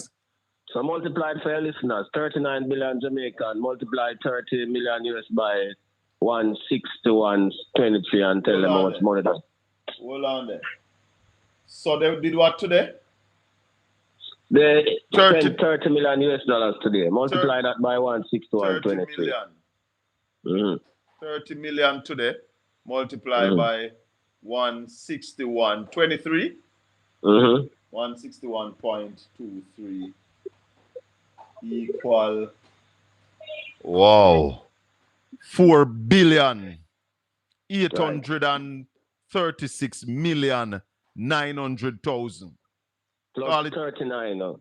So plus 39 billion Jamaican dollars. So they spent almost $45 billion to gain 60 odd cents. Wow.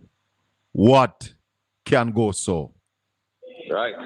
But they have no option, Ralston, do they? No, the Bank of Jamaica has no option because the hapless finance minister give them a basket to carry water by not announcing anything that would lead to an improvement in confidence. Another big piece of news came out today. I say, I will warn them, the World Bank tell them that 88% of the damage, $8.8 billion of the damage of the $10 billion damage to the economy, which is 41%, had to do with infrastructure. Poor infrastructure. Yep. Infrastructure. All right. So watch this now. So them sacrifice spending on the country's infrastructure in order to pay down the debt faster than program for. Yes. Now GDP last year was $3.2 trillion. Subtract 41% from that, and so you get 1.3 trillion. So GDP is now 1.9 trillion, and the debt is 2.2 trillion. So the debt to GDP now is back up to the 115% where Omar Davies left it in 2007. So you're saying today Jamaica's debt to GDP is at 115%? Yeah. Today? Yeah. So fast? 1.3 trillion wiped out by Hurricane Melissa. So when we were saying to these people, paying down the debt faster than you need to does not make any sense. If you were growing the economy, we would be in a better position today. Precisely, and certainly in the country's infrastructure. Yep. Somebody say, ask Ralston about the fiscal space. What fiscal space we have? We don't have none now, do we? We don't have a fiscal space. Where the fiscal space will come from? Them they're collect the tax revenues now, so the tax offices they're open right now. What's your fiscal space and debt to GDP gone up back to 115? Mark Golden said a while ago that he's a bit disappointed he has not heard from the finance minister. Of course, everybody must be disappointed because that is 101. This couldn't happen nowhere else in the world.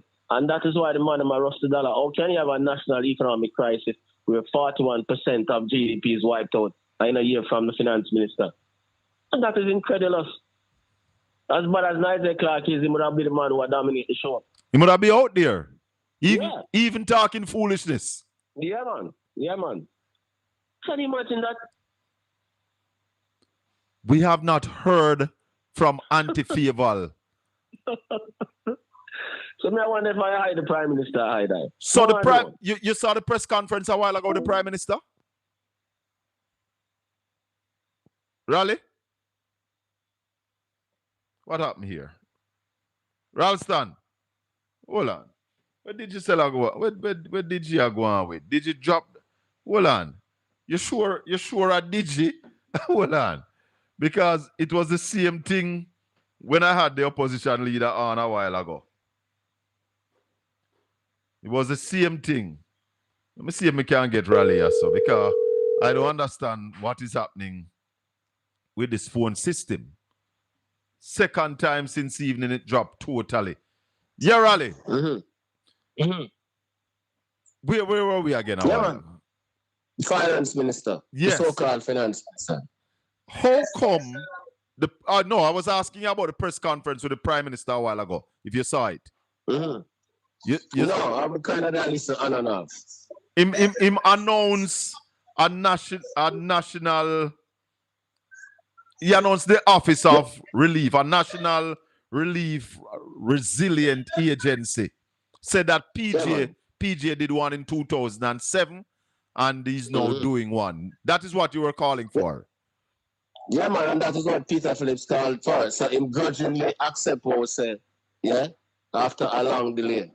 But I wonder now if the people them out there, the Labourites them, were criticized with. I wonder if now them realize that the Prime Minister do what we've been saying that he must do. And we've been telling the Prime Minister more to do. The Prime Minister must stop listening to them and come listen with you, know, Raleigh. Of course, if you want anything end up good, because them don't have no ideas. Them others die hard who don't have a clue about what take place. We Exactly. have to the right thing for them to save himself and save the country. It's the country we concerned about, though, not even him, you know. Yeah, man. No, correct, not even him. But like because you said, him grudgingly under the thing then, because from day one, that is how him set up with Marky G from day one, number one day. Yeah. Well, Marky G said he's still hopeful that the opposition leader will be brought on board. The opposition will be brought on board. Yeah, man, because this national thing, in the opposition leader from the party, as the two politicians, and then the rest of it have to deal with the civil society people, as Peter Phillips said. Yep. Boy, Raleigh, we Peter Phillips never put a politician on epoch, you know. No politician never depend it.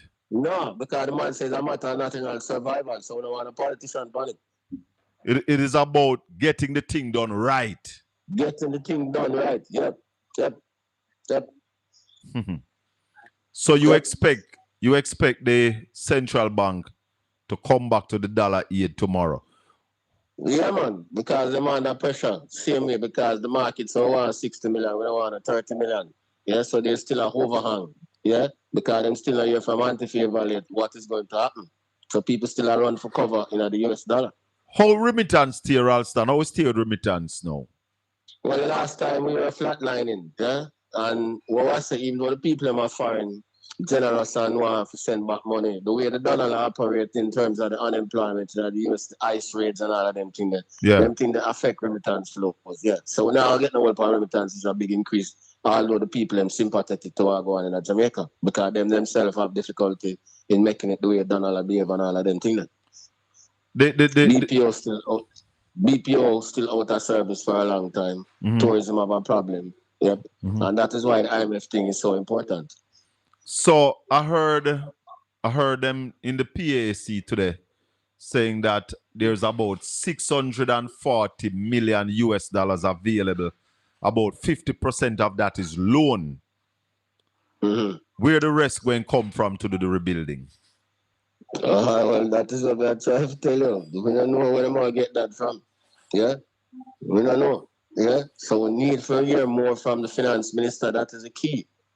Because she's the person who is supposed to be dealing with those matters. And that is why everybody, me, myself, Marky G, Peter Phillips, everybody who's sensible, disappointed that we're not hearing from them. And that is why the speculators attack the dollar like that. And there's nobody. Go ahead. One for which world she live in. And one for the Prime Minister put on a gag on her until I said she not for Senate. One for no. Because she must speak now. Of course. At 25 million a year we appear.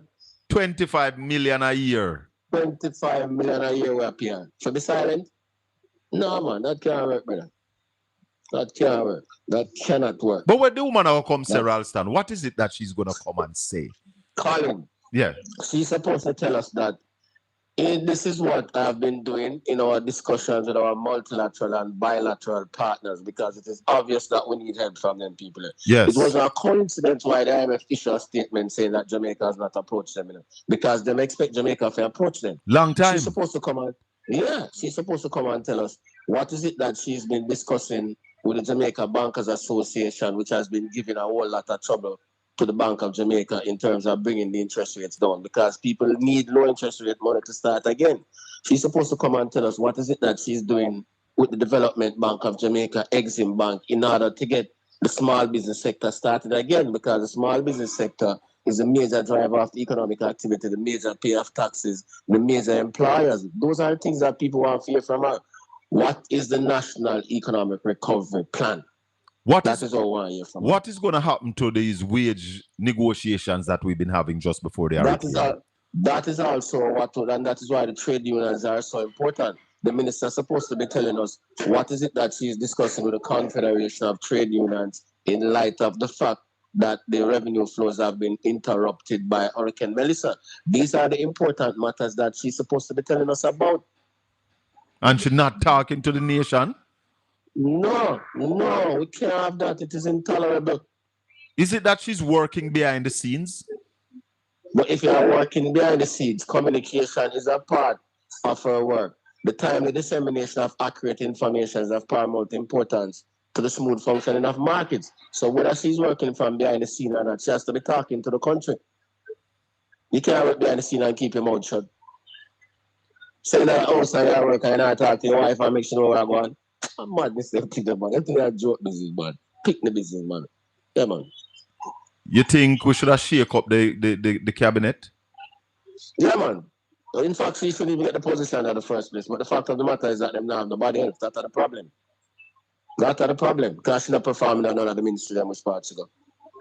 And since they're the ministry, 1 year now since they're there. 1 year since Clark gone, 1 year and 1 month, Well, tell me something sensible here from her all this time, apart from Pro Box. The whole thing is a joke, man. Ralston, just Colin, tell us again where the dollar is today, where the dollar end today.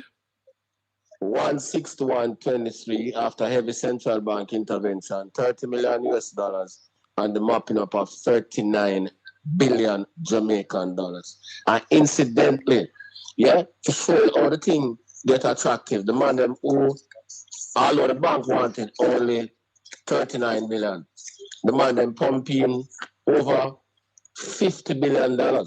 You follow me? And someone I look at 9% for their money. So I tell you the interest rates are going in the wrong direction. So the kind of errors we shall make gonna give speculators all of them power.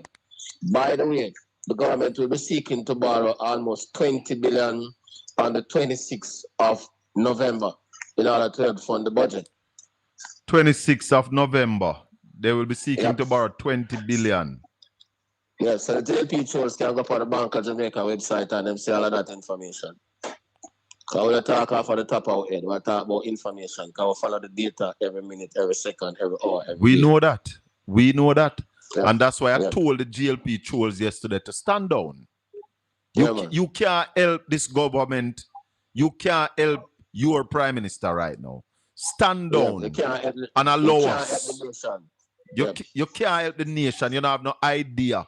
You don't have no vision. Just stand down. Politics done right now. Right now, Jamaica is in trouble. Jamaica need the best minds, people who have vision, people with ideas who can help because the country needs to move forward now. Stand down. Yeah, man. Yep. Rally. 41% of GDP is a big lick in the brother. Then on nearly half that rally, and 9% less 50% that, All right. It's almost half of your GDP that gone. Right. Whoop. One lick. You know how they produce that 40 odd years. So that's why the World Bank tell them, say, this is not a joke business, This is a multi-year thing. So cut out the politics and stop with the foolishness here and make a deal with Jamaica. Yep. Little more, brother. A future for our children. Yeah, my brother. Saturday morning with that. Yeah, man. Blessings. Cool. Yeah. Bless. We're not taking no call. Anybody want to call?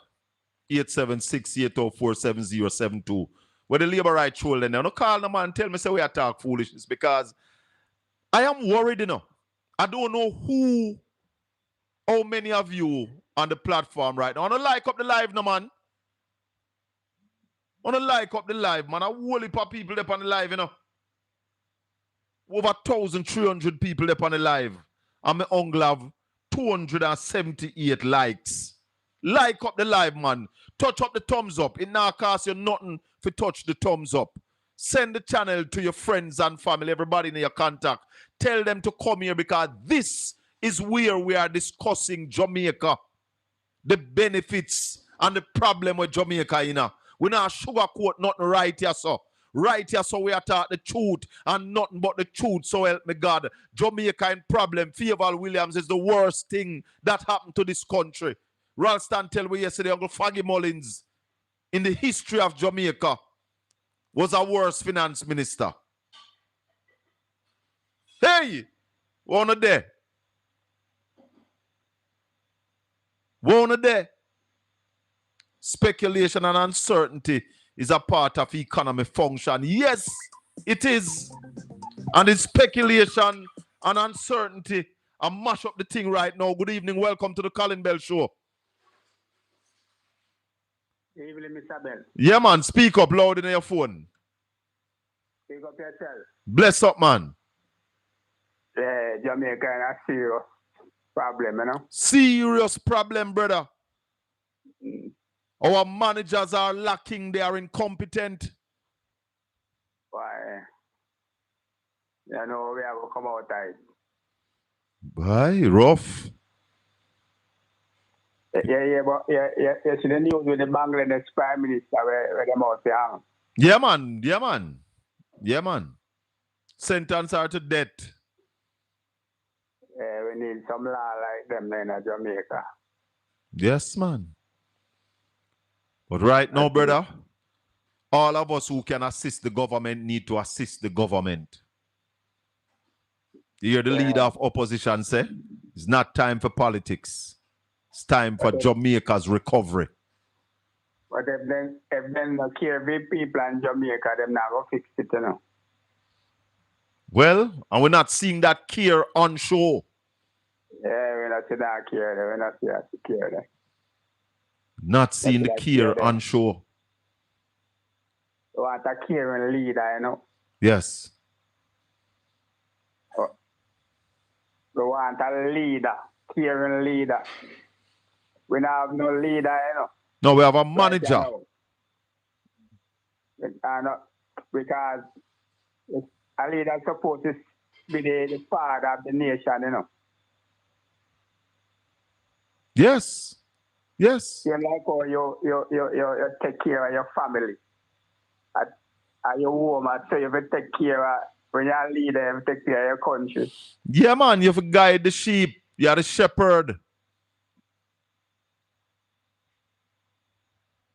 But big up yourself, my friend. All right, my virgin. Thanks for the call. 876-804-7072. We want to see the cleaning up. How the hell Manning police station still use lantern and candle when the government gets so much generator? Hello, good evening. Welcome to the Colin Bell Show. Bless yourself, Colin. I have 2 points. The first one is this. Let me do the serious one first. Is the World Bank and IMF willing to work with this government given their history? Yes, they are willing to work with them. In fact, it is the IMF that come out and say, they said it on Monday. Up to now, Jamaica not come talk to yet. Okay. Well, that is good. And the second point is, did I hear correctly when the government said that there are communities that they don't know that exist? Well, at the Prime Minister say, you know? At the Prime Minister say so. We can go back, go listen to it. Yeah? Is it serious? There are communities that are in Jamaica that nobody knows about.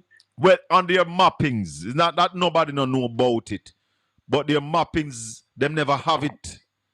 Because you know, Jamaican people, them just move at some place and start live at some place, and in a no time, you see 4, 5, 6 house build up. It happens. So me now beat him for that. Me now beat him for that. Well, Colin, you said that it happens. I don't know that it happens. So if you can give us an example of a case where that happened and the name of the community, we out here would be appreciative of it. Because the councillors, the delegates, the different people would have known Hold on. about the informal settlement. Hold on. The people on the ground know. And that is why we've been saying to the Prime Minister that all hands must be on deck. The councillors, the MPs. Because like them or not, the politician then got every nook and cranny, and which part them not going to send people go, Right. So Because when we are look voting, brother, everywhere we go, So that's why we're saying to the Prime Minister, bring everybody in at the fold. You just win the election. So unlike the election June next year, bring everybody together and make we do the thing fast. Make we touch base with everybody quick. But the Prime Minister still a play politics. And not only that, Colin, didn't the ODPM guy, head director, or the PM, didn't one of them say that they were using satellites to assess the damage? Yeah, man, you can use satellite all you want. But the people satellite can't pick up those communities that nobody knows exist. when them pick them up, they're not sure away. Them and say, wait, this never did there before, this never there last year, but it there this year. But the politician them know, the community people them know. So if you did that deal with everybody, you'd get the information up front. That's why the comrade leader said one of the things that they want to do is to help to bring the information forward. You heard Alfred Dawes said it in the PNP press conference that we just come out of an election. We have canvas. We know where the people them there. Stop the foolishness, Mr. Prime Minister. While he waits to determine whether or not to work with the opposition, more people will continue to lose their lives. Yes. More diseases will come about and spread while them get them act together. So exactly. I hope his supporters. I wonder if they really think that is a good job that he's doing. You see, them now have no heart neither. They are a set of numbskull. They are a set of numbskull. Their brothers and sisters are suffering and dying while they are defending a political party. For what? And to what end? Yeah. Anyway, Colin, big up yourself. Blessings and thanks for the call. This government put out $4 billion Jamaican dollars to do a census that has not been completed. We don't need to know that. Say the census have not been completed. Here? Hello, good evening. Welcome to the Colin Bell Show. Jamaica Talk. Talk Jamaicans. Talk to me. Hi, good night, Sir Colin. Blessings, my brother. You're calling from overseas. Let me tell you something. You see, one of the things with a lot of the GLP trolls them and a lot of the doubtful Thomases, they believe what they are seeing in Jamaica because it has been surviving all these years, and God bless, it can't reach to the stage of 80. Not realizing that if we continue on this kind of trajectory that we are on, we will get there. It's like crime. You know, some people are always said, "Cho, it not affect me until it reach them door." Until it reach them door. Yes, man. Crime is never wicked until it reach your doorstep. Look here, when I listen to Ralston, as I said, I wouldn't mind you have a man every day because I'm going to tell you the truth. I learn, and because I learn certain things and look and research, me can expound to other people when them talk and say, look at this, where the economy and all of that. No, move from 60% to 115 of GDP right now. Carla. And when you talk to people, they don't realize that. I don't know if you listened yesterday, but I can tell you, yesterday's show was a master class. I listened back to the show. I listened back to the show this morning. I listened back to the show this morning. I say, yo, this is not normal enough. Everybody should have a listen. The man is a genius. And from long time, years, over 15 years, me I watch the brother there. For over 15 years, me I watch the brother there. And what me I try to say to you now, you see this PR thing, and these are the things that people are being gullible with now. You see, because the government is coming with this PR thing where you talk about poverty is down and all of these things. Don't man. Lie. Lie. A false hope. It's a false hope. And when the reality struck, when the reality struck, we're going to reach to 80. I wouldn't want us to reach there, no. But let me tell you something. If we don't do something, is we have a cut and we'll put a band-aid over it and feel set to get better. Let me tell you something. The government is moving very slow. Too slow. And the example for what the government is doing now is 80, my brother. Here? Remember the earthquake mash up 80. Billions of dollars in aid went to 80. And what you have after that? Civil war in a 80. The example for moving too slow is 80.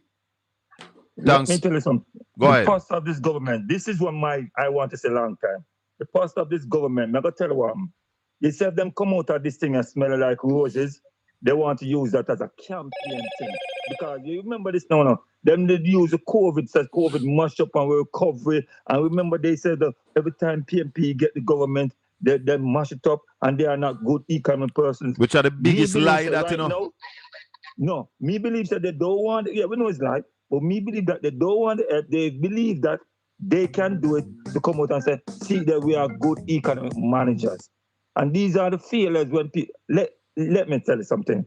Only a fool believe in his heart that there's no God. Yeah, man. And a fool believe in his own folly. And a fool believe in his own folly. Right? So the wise and the fool will never see the same until them back really against the wall. And we don't want to reach this kind of situation, no. But I'm going to tell you the truth. This government here is look like they're hard nose. I don't know why. Nobody can talk to the prime minister. It just on the borderline as a dictator. So look here, it's me. You can't have a finance minister. A finance minister don't come out and say, boy, you know, so the economy now the well, and because of this, we're going to have to pastor this kind of way, and them look away there. Even come out and say something, but the people them here say you're still about, maybe she know one box. Why is that she can't come talk? She don't know what to come say, brother. She don't know what to come and say. But I will say to the finance minister, go link Ralston and he will tell you what to say. Thanks for your call, my brother. We talk again. All right. Saturday morning. 876-804-7072. We're taking a few more calls because it is the last show until Saturday. We are on every Monday, Tuesday, and Wednesday, 5 p.m. to 7. On a Tuesday, we go up to 8. And then Saturday morning, we are on 9 a.m. to 11 a.m. Hello, good evening. Yes, Colin. Talk Jamaica.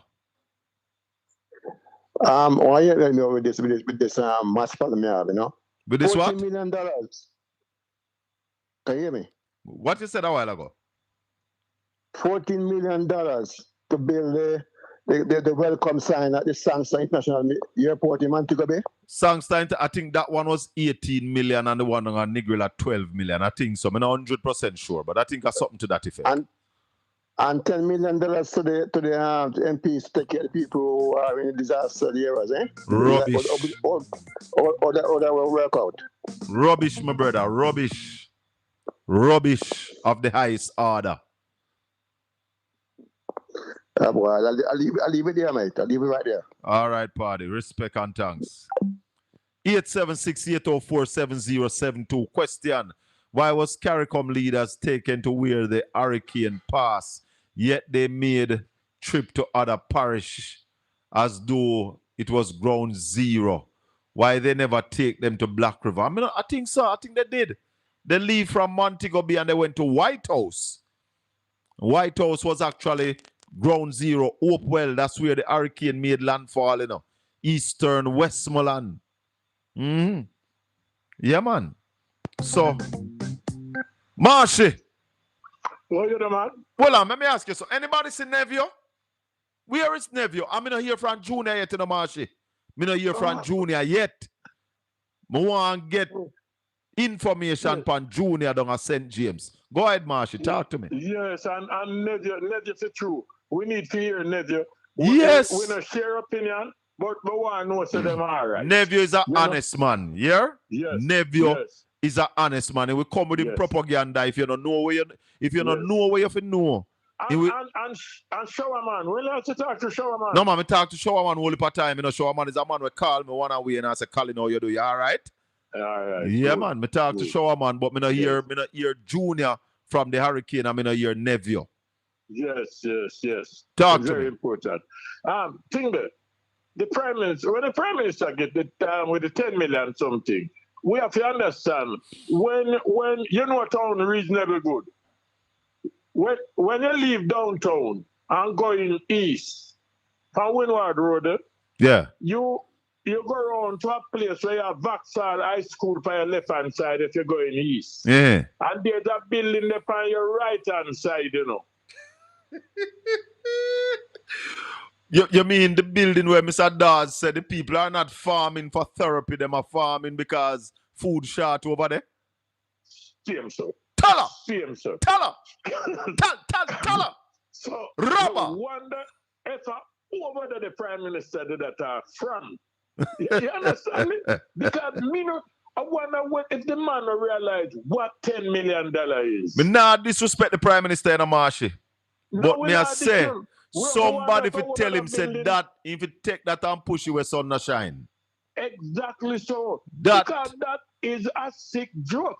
But they went on told me here about councillor will get $250,000. Where? No? Me don't know when. $250,000. Enough man I walk up and down with $250,000 and pack it at a supermarket. To do a buy rum? Me hear a man call, I think Simon, me hear a man call to the man from Plowden and say, Ria, if you come down, they come set up bar, give the man the man drink. It needs No. And the press conference now with the Prime Minister talk. Yes. He don't need anybody else there. He want to kind of start everything. And them take 3 questions. 2 journalists get to ask question and the press conference done. And it done. Oh, what the hell is taking place? And the Prime Minister, I don't want the JDF not talk to him about it. So when him go, I place the helicopter couldn't land.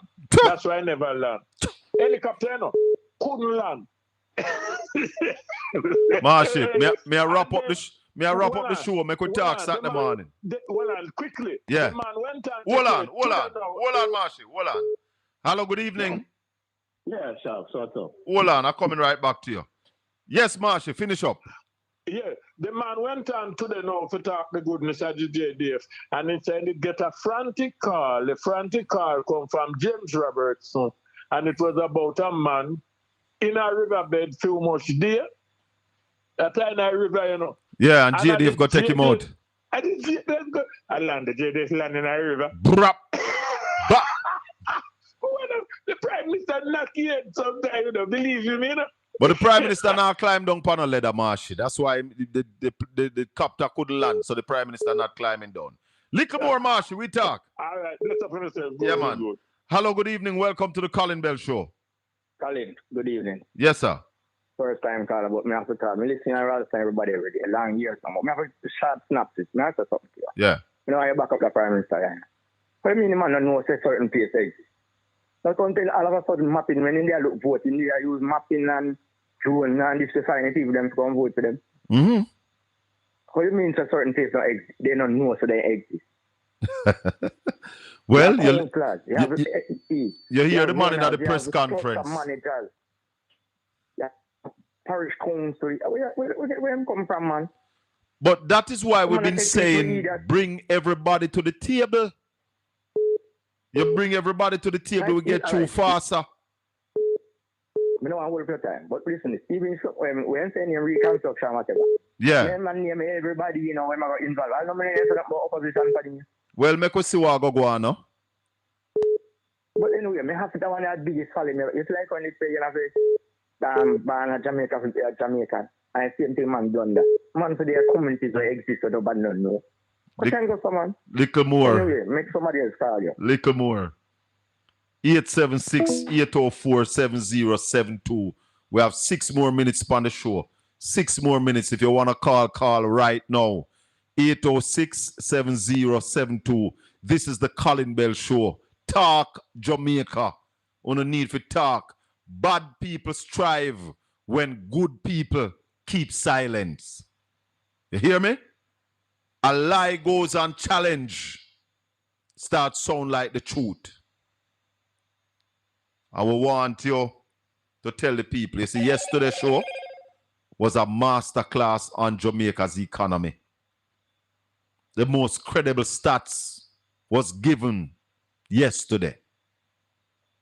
Who is Jamaica's best finance minister? And who is Jamaica's worst finance minister? And we are challenging you upon that. We are challenging you on that. Omar Davis is the best finance minister, Jamaica say. Seconded by Peter Phillips. Edward Siaga. Nigel Clark come about fourth. Remember me telling you that. You not go vex till you no boss. What are the institutions that Nigel Clark implemented during the time he was finance minister? I hear them constantly advertise JDIC. Yeah? I hear them constantly advertise Jamaica Deposit Insurance. Yeah? Omar Davis put that in place. Yeah? Omar Davis never caused the meltdown, but he had to deal with the meltdown. The largest move in the Jamaica debt to GDP from 260% to 115%. Omar Davis did that at the same time while dealing with FinSac. The last time the Jamaican economy grew by 3%, Omar Davis was Minister of Finance. The first Minister of Finance to pass 12 consecutive IMF tests, Omar Davis. Jamaica needs a finance minister right now. I asked Ralston yesterday, who are the advisors to the Prime Minister and to the Finance Minister? And Raleigh couldn't tell me. Couldn't tell me. We don't know them. We need to know who are these consultants that we are paying millions of dollars per year. These are some of the things that we need to know. Need to know. Let me thank Leader of Opposition, President of the People's National Party, Mark Jefferson Golden, for taking the time out to talk to us this evening. We want to thank Ralston Hyman for coming on and giving us an update on what is happening in the economy. We want to thank you, our valid listeners, subscribers, and viewers, for taking the time out to watch this show on a regular basis. We know you have choices. And the fact that you come here and you stay and you participate, we are grateful and we thank you. And we thank those ambassadors who have been telling people that you must watch Portland Spice TV. Who are telling people that you must watch the Colin Bell Show. If you want credible information, accurate information, Portland Spice TV is the place where the truth is our mantra. And we say the truth and nothing but the truth, so help me God. We know say the truth is an offense, it's not a shame. And we know say when you talk the truth, it lick people like a sledgehammer. The truth bust people head, the truth bust people mouth, the truth broke people hand, the truth broke people foot. And we talk the truth right here and it hurt a lot of people. But hey, speak the truth, speak it ever, cause it what it will. May the good Lord continue to bless and keep you. Make his face shine upon you and be gracious unto you. The Lord lift up his light and give you his peace, now and forevermore. Until we meet again Saturday morning, right here on Portland Spice TV. Stay tuned. And we are cut the clip from yesterday's program and we are upload them piece by piece. Because people need to hear that show there. People need to understand what is happening in Jamaica. And tell the labor right trolls, attack with argument. beat up with argument. If you can't beat up with argument, stand down. Stand down. You have no ideas. You have no vision. We have the ideas and the vision and the plans to grow Jamaica. Mystical? Who this? A Mystical? Yes, sir. How were you been there, man? Them not call you, man, and yourself who yet and cut me off. No, man, you jump off, man. When me come back to you, me not see you there. Go on. Talk to me. Man, it drop. Go on. Me there.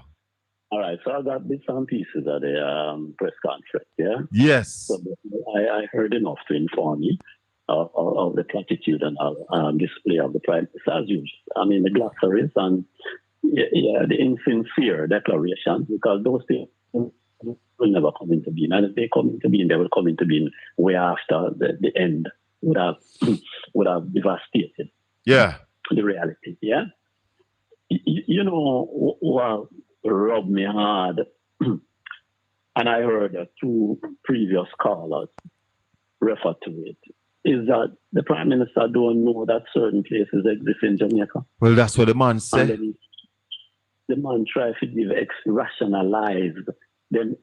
They ignoring the people, leaving the people to starve and die, and now trying to give an excuse as to why they weren't reached because nobody knew where they were. Mm-hmm. And you want to tell me say the JDF with all the spatial mapping and kind of same thing, no understand and know where them location. But brother, Alfred Dawes said to the man them say we just come out of an election where we were canvassing and everything. Bring everybody on board. We know where the people them there. Yeah, man, but he picks up himself after all, you know, because he said, well, you know, the member of parliament would know. Yeah? The member of parliament would know. That's why he must have a system in place, all inclusive, because we're not dealing with partisan politics, you know, man. But you see, the character, the reputation, and the nature of the man and his party, you know, yeah, is mired, you know, in the attitude that they display. You know. They are the ones who are playing politics. Yeah, the leper can't change him spot, man. This is all they are. They only know partisanship. Yeah, that is their character, their nature, their reputation. Yeah. But I want to point you to something mystical. I don't know if you were watching the PAAC. No. Omar Newell from Central St. Mary asked a question about JPS. Everybody need to go find that and watch it. Yeah, man, JDF has been subsumed, yeah, and has been nullified, yeah, and has adopted. Well, what they have done is to surrender JPS, not JPS, the JDF, yeah, to the character and situation of the law. Yeah? The JPS, there's a question in there about JPS. Where the man them are saying, no, is JPS now have the money to deal with the restoration, you know? Yeah, you're within them contracts, so they would even have a bucket if even look money. They're not. That are the argument will come up now because the government say them nah sign back them contract. Them can't get no money for borrow. You know, so that is revealing, brother. That is revealing, you know. You know what that means, Colin? It means that probably half of the restoration program will not be fulfilled. Because they don't have no money. Mystical, I could talk early Saturday morning, may I run? Yeah, cool. Bless up, my brother. One love. Okay, cool. Thanks, everybody. This has been the Colin Bell Show. Join me Saturday morning, right here, 9 o'clock. We have Omar Newell Saturday morning. We'll talk to him. Little more.